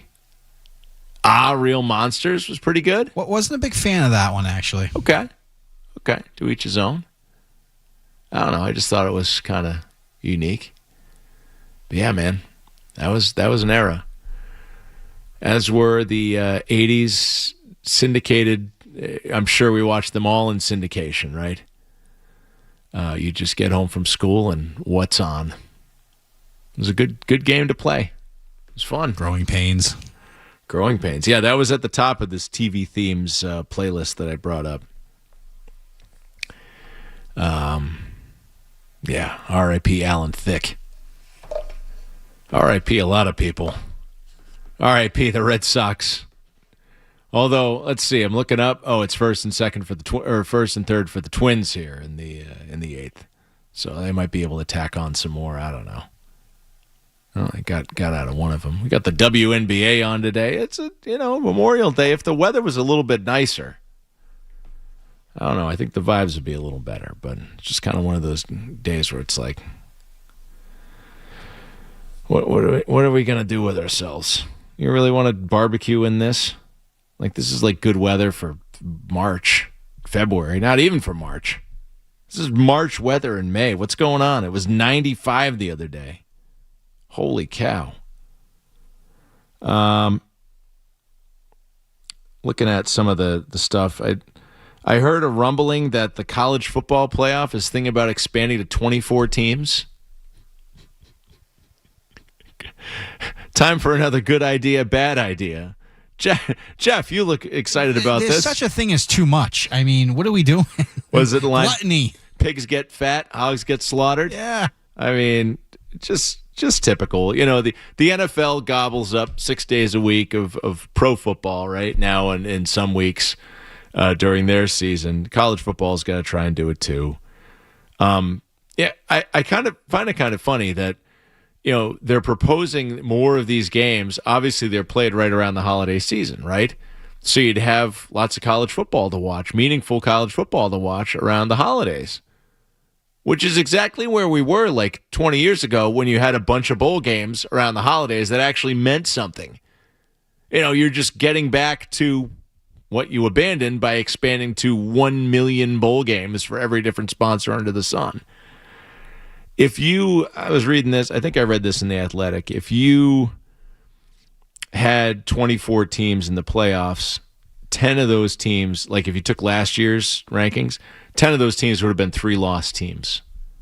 A 3-loss team getting to play for a national title. That's exactly what I want to see. Did you hear about Nothing Night? This I think I missed last week, but it was in my notes, and I just kind of want to hit on it. It was the Louisville Bats, and what they did is it was the first Nothing Night in AAA. No music, like no walk-up songs, no ads on the jumbotron, just baseball, just baseball and the sounds of baseball. I feel like the Lowell Spinners did something like this back in the day. Did they? All right. I mean, that's great. Actually, you know what? This article I pulled up here said they did it in 2023, so I guess this is a Louisville tradition to do Nothing Night. And I guess maybe the Lowell Spinners have done it as well. It hadn't stuck out to me in previous years that somebody was doing this. I think it's fantastic. I'm a big fan of, the Cape League games, right? Which even now, like the music has worked its way in. But it's just enough. Like I watch a Red Sox game and I'm just constantly reminded, when they're at home where they're playing poorly, constantly reminded just how much I hate that noise that they make after the strikeout. It's been going on for like 10 years. I think like the first game I watched where they did that, like Eduardo Rodriguez was on the mound and he was like a rookie. It's like, what is the, like, is that like, do you remember the Whistle Tips video? The Bub Rub and his sister were trying to install him on his car. He's like, the whistles go woo. That's what I think. That's what I really think that noise is from. Somebody told me that it was like a Ric Flair woo, but it's not. They do that at Bruins games, which they should also get rid of. Nobody wants to hear that. Nobody wants all these ridiculous, overplayed accoutrements at games. They put them in the video games now, too. I'm a big The Show player, and it happens in the video games, too, all those stupid sounds. Boo! And the black light party that they throw when they hit a home run. Like, why are we doing this? It was bad enough when the Yankees, and they've been doing it for years, the Yankees had the freaking air raid signal every time somebody hits a home run. It's just like, all right, duck for cover. But no, and again, they've been doing that forever. Just no, sports with less noise, please. And yeah, there are some in-stadium DJs that do a wonderful job. But generally, sports with less noise, Nothing Night, more of that. I will be going to Cape League baseball games this summer. The enhanced games are on. I don't know where they're covering this. Do the enhanced games interest you at all, Jeff? Not in the least. Like, are you an Olympics guy? It depends. I mean, I'm more Winter Olympics than summer. Okay. Because of hockey. Yeah. So you just had your fill. Oh, geez. You didn't see that video of me celebrating in the hallway? No, I didn't. I'm not live reactions here. I picked up Dondero's kid. We were celebrating. Oh, okay. Yes. Dondero and Kendra were on, right? Yes. Is that the combo? And yeah, you all went ham. Okay. I turned the corner. I see Dondero's kid scream, and I picked him up. We were just jumping up and down together. What a wholesome moment. You're telling me you wouldn't get that excited about the enhanced games? No, I don't know. I don't think the level is the same. So apparently, it's free on the Roku channel, which is a handy little thing to have. My kids watch a lot of Pink Panther, like old school Pink Panther on the Roku channel. There's also an enhanced games YouTube, Twitch, Rumble, whatever that is. Do you know what Rumble is? And Kick accounts. I know what Kick is, yeah. Okay. Rumble, I think, is like the same thing. It's just like another style. It's like a Twitch thing. All right. Yeah, 8:30 p.m. live performances. Now, this is, of course, I Google this and I get the AI overview, which half the time is wrong. But the AI overview says that there will be live performances by DJ Alan Walker and Faruko beginning at 8:30 p.m. with the main broadcast at 9. So we're gonna let all these athletes, we're not testing. You just do whatever you want, show up, and we'll see what happens. I think the most hilarious thing here, there's probably a lot of hilarious things if I read about this more, but there's all these athletes that are like, I'm competing clean at the enhanced games. It's like, well, then what's the point? Why are you in the enhanced games? You could just go to the Olympics if you were good enough. I talk about barreling into a bleaker future. We're just going to get, let these athletes just shoot up whatever they want. And I know it's not like all hard steroids that they're talking about. This is just basically like a commercial for pharmaceutical companies. It's like, oh yeah, so-and-so takes this. It's outlawed in the Olympics, but you can take it here. And you can get it if you go to GNC. Enhanced games. Whatever. Everybody's got a gimmick. We'll see how long the enhanced games stick around. 617-779-0985. Red Sox, I don't know. I'd like to say they're trying to get something going here in the 8th. They've got a runner on, but that usually doesn't mean much. We're twisting the afternoon away here on Memorial Day weekend. Sean Sylver, Jeff Williams over there, and we're here till 5. Talk to you soon. Boston's home for sports. 98.5 The Sports Hub. Does your home need a new roof? Get a free estimate today from Connell Roofing, the leading Massachusetts roofing company. Book your estimate today. Head to ConnellRoofing.com now. Quality and professionalism every single time. It can be hard to talk about your problem gambling. So at the Massachusetts Problem Gambling Helpline, we've come up with some easy ways to start the conversation.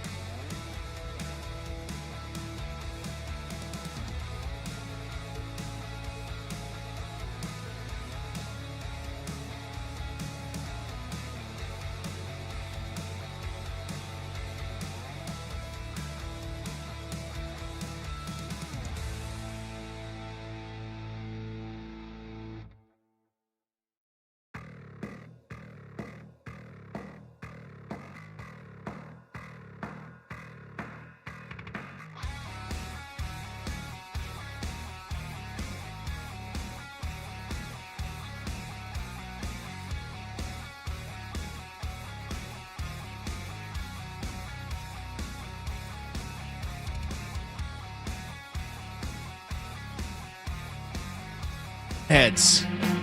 Sean Sylver here on the Sports Hub. Me and Jeff are here till 5. Hanging out with you on a Memorial Day weekend. And I wanted to get to, I don't know, like, what's there really to talk about with the Patriots other than just waiting for Godot over here, waiting for A.J. Brown. And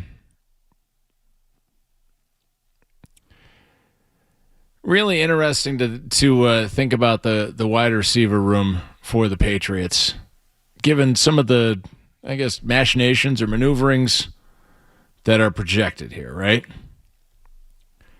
So the Pats inevitably, I guess, are going to deal for A.J. Brown. It's all but settled that it's going to be the Patriots. And that, I don't know, that kind of, I still don't know if I believe it. Like, even though this is being reported by major sources,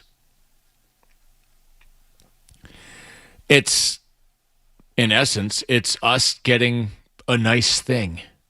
We don't do well with nice things here in New England sometimes. And like A.J. Brown's this name player, this, all-pro caliber, or was, receiver.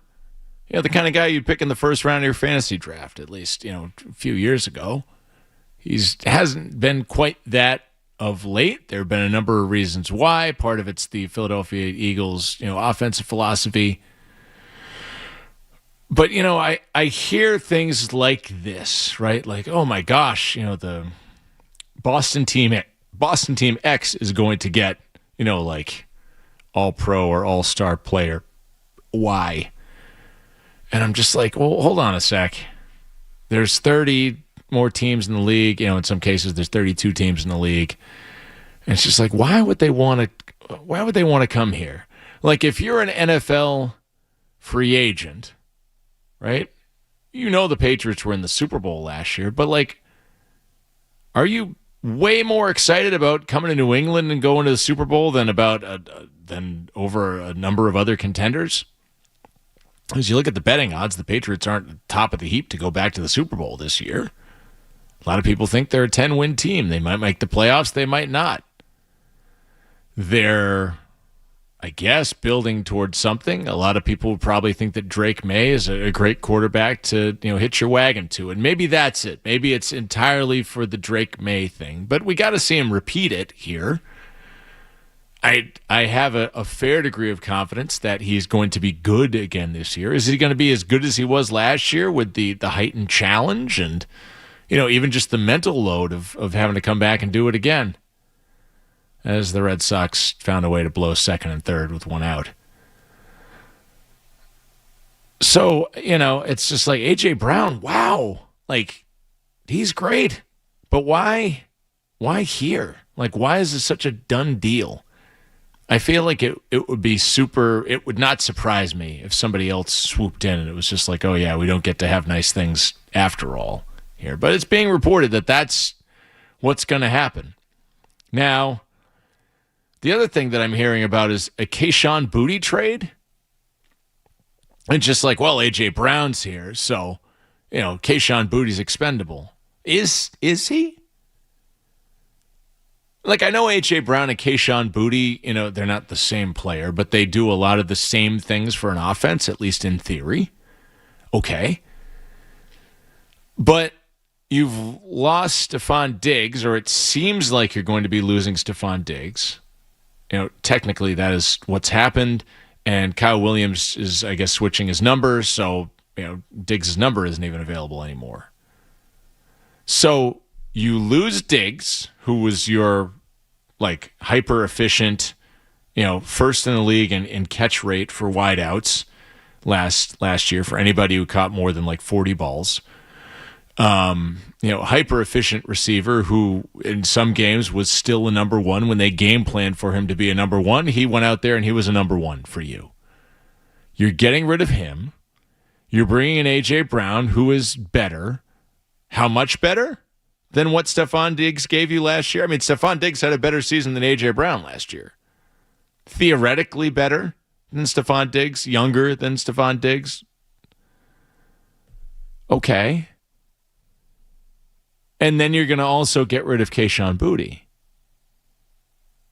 Well, to me, that math is, and I understand Kayshon Boutte had 33 receptions last year, but to me that math is your wide receiver room got weaker. Because you got rid of two guys who combined got about 120 catches for you, and you're bringing in A.J. Brown.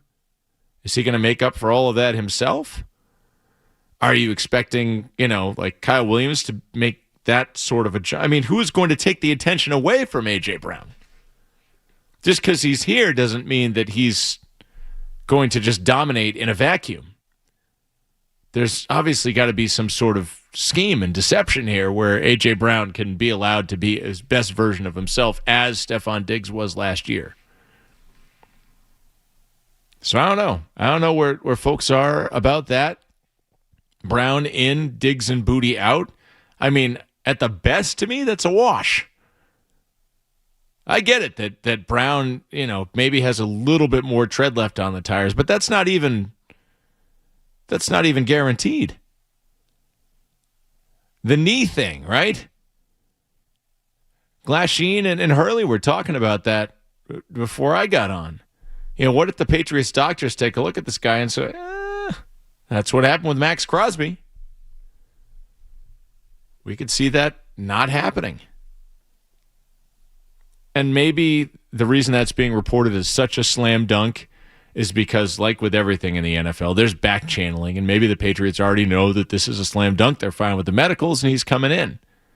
But how much of an upgrade is it just to get A.J. Brown and then dump the other two guys? We're looking for this Patriots team to take a step forward. I think you would need all the personnel help that you can get. Unless Boutte is helping you in some other way in the trade, but the projected value for him is a 5th or a 6th round pick. He was a 6th round pick. And you've built up his value by having here for a couple of years and him showing out in the playoffs. Now you're just going to dump him off and get a 5th round, 1 round pick upgrade for what you spent on him a few years ago? I don't know. I'll be excited if the Patriots get A.J. Brown. I just think there's more to it, right? It's kind of like the Red Sox offseason. It's like, okay, they got these guys. Great, offseason grade. I'll give it a B, B-. Good. But there's another move, right? There's something else. And as we learn, right-handed bats maybe not super available for the Boston Red Sox as they go out there into the trade market. Apparently they've been busy earlier than ever on the trade market this year, trying to get some help. And you know what? Help ain't super available. We'll touch on the Sox as they look like they're going to go down to the Twins here as we wrap up this program here. About a half an hour to go here on 98.5 The Sports Hub. Boston's home for sports. 98.5 The Sports Hub.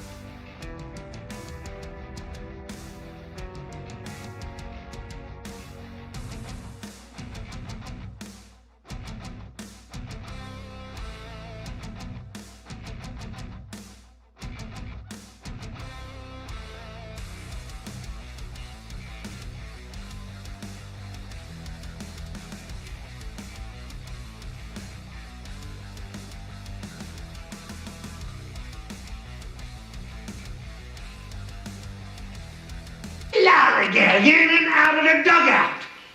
Do you know what that makes you, Larry? Lollygaggers. Lollygaggers. What's our record, Larry? 8-16.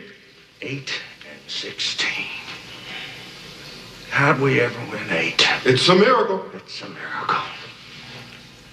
This is a simple game.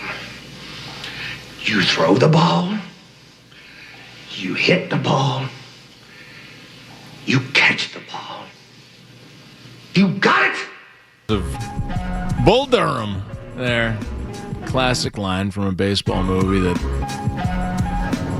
so many folks have seen and I treasure. Manager gets upset, throws a bunch of bats, and yells at the team. What's our record, Larry? 8-16. 8-16.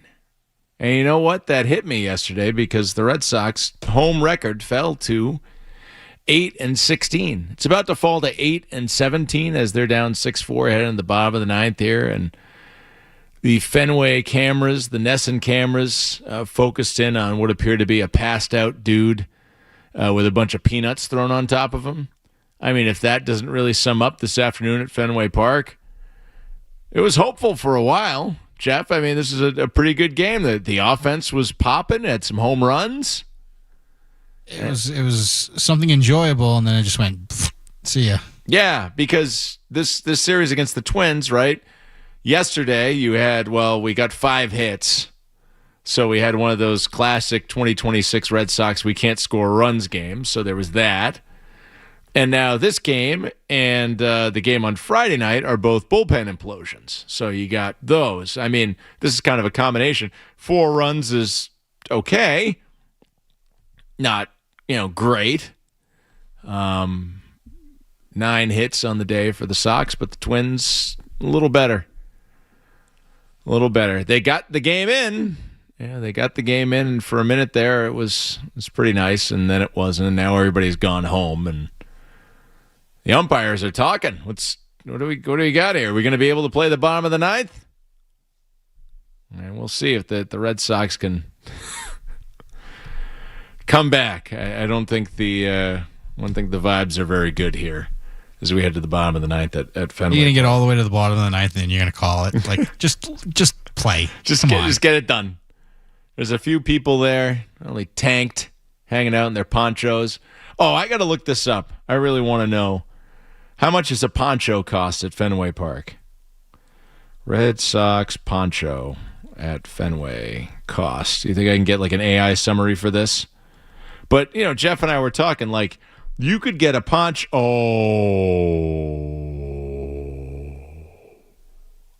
You can get a poncho at, like, Ocean State Job Lot, right?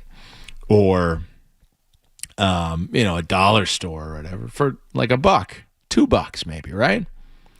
But Jeff, I just Googled this. Now, I think I don't want to like call you out here, but when we were talking in private, you gave kind of like an estimate of what a poncho at Fenway may cost. I think you had said like $6 to $10. $6 to $10, and I said, well, what if it has a B on it? And we said, well, maybe more.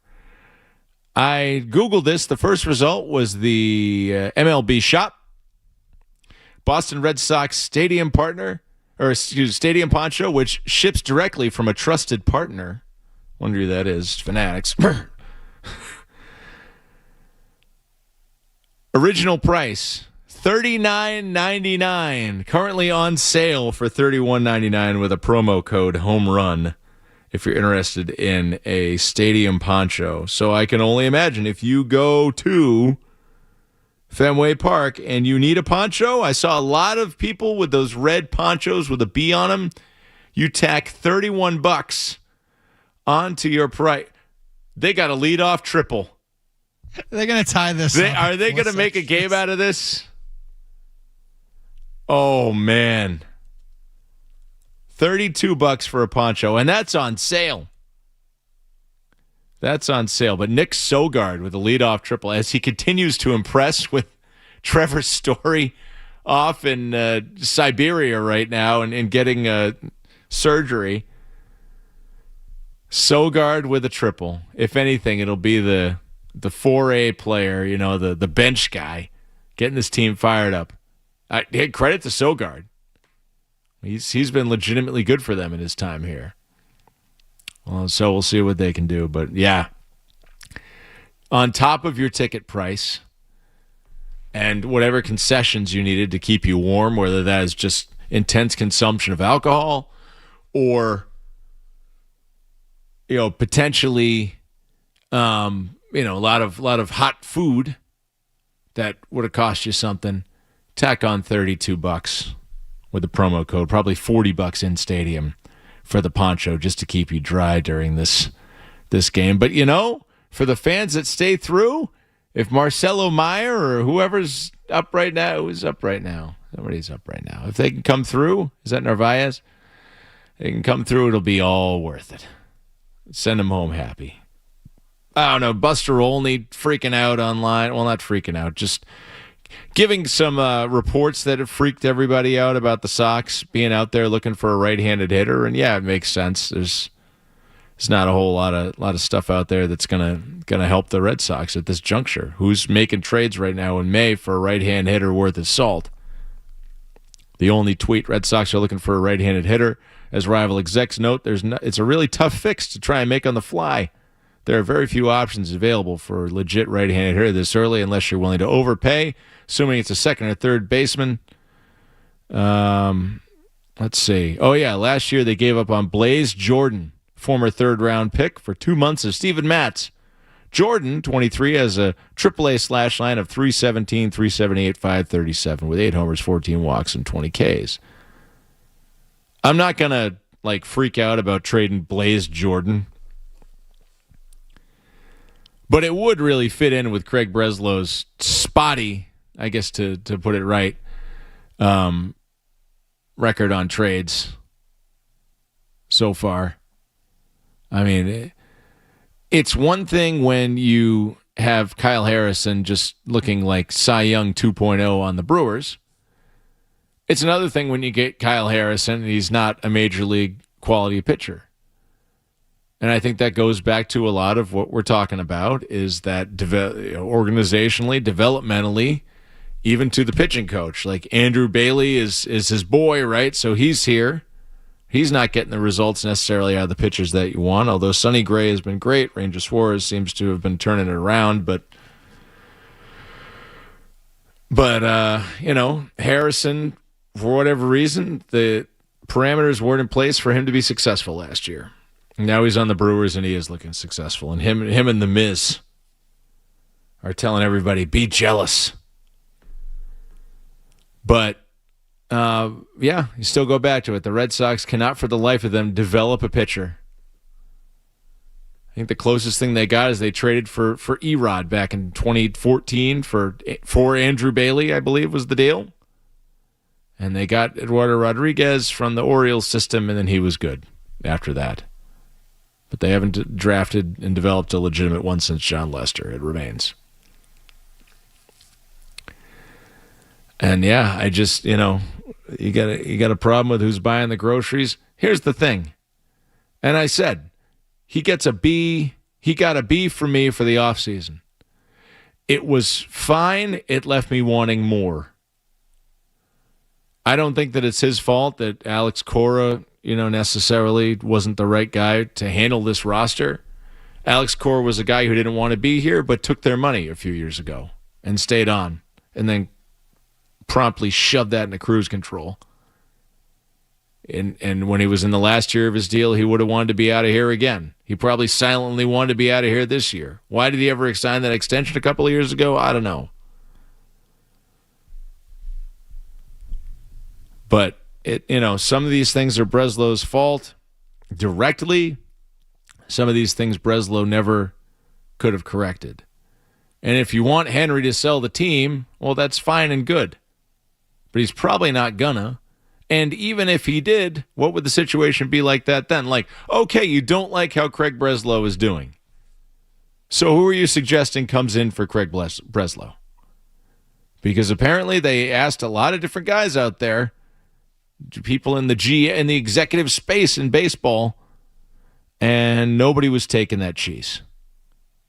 So if it's not going to be Breslow, is it going to be some? Maybe they'll find some boy wonder stat geek that they can bring out. I mean,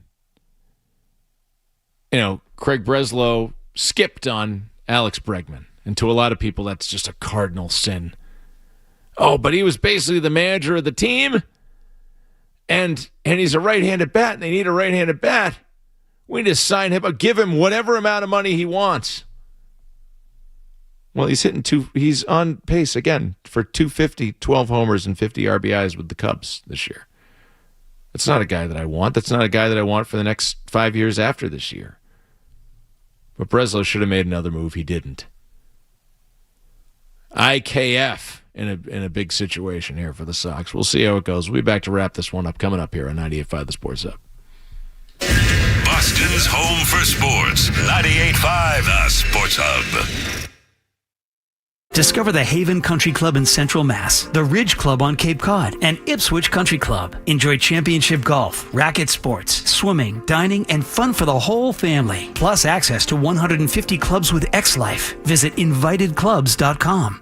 With all the volatility in the oil, natural gas, and electricity markets, propane remains an incredibly stable value. Well, at least here at Bursaw Gas and Oil of Acton it does. Doesn't paying $2.70 to $3.50 a gallon, depending on usage and tank size, sound appealing, right?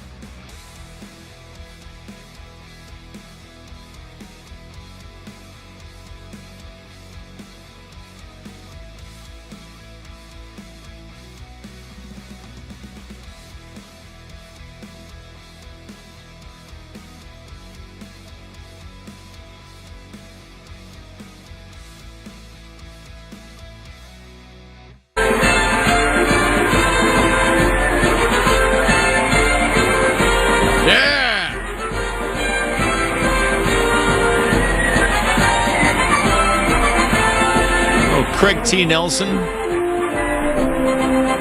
The request came in from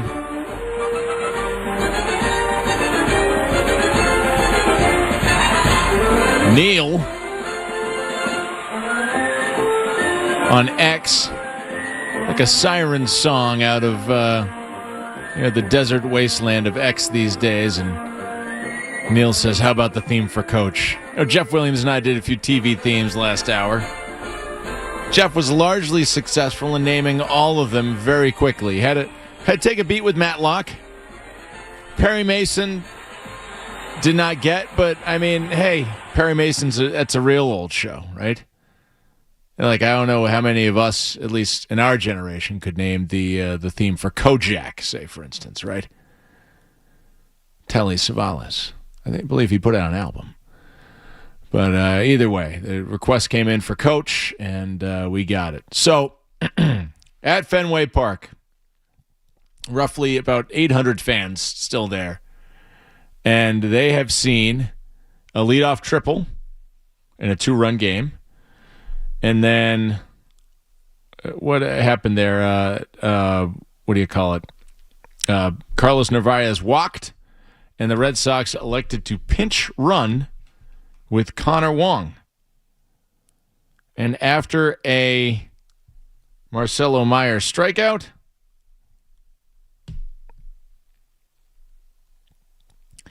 the Sox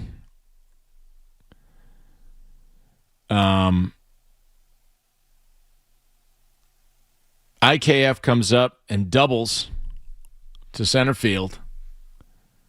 Sogard comes in.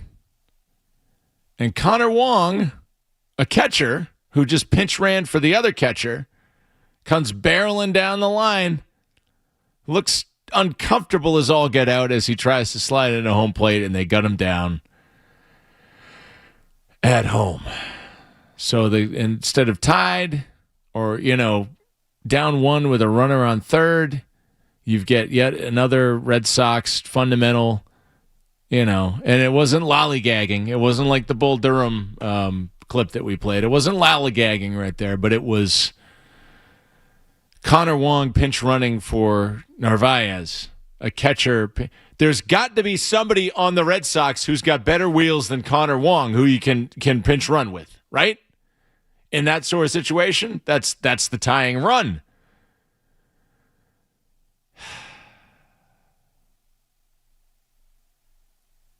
Everyone's going to bring this back to John Henry. I'm sure they're going to find a way. They're going to find a way. Not blameless in any of this, but this is just a weird, on-field, frustrating thing that we see with the Red Sox. Now, Jarren Duran got hit with a pitch, and now the Twins have made a pitching change. Ceddanne Rafaela up with the game on the line. Hey, before we get out of here, I've got a thought on Stephen A. Smith and Jaylen Brown, right? I mean, is there any more of a time, folks, to get behind your player? Sure, Jaylen Brown is a little too online, for most of us, right, making that assessment. We don't spend as much time online as, say, Gen Z. He's probably online about as much as anybody on Gen Z is online. It's probably a fair and a... Drive a strong finger all up and go. This is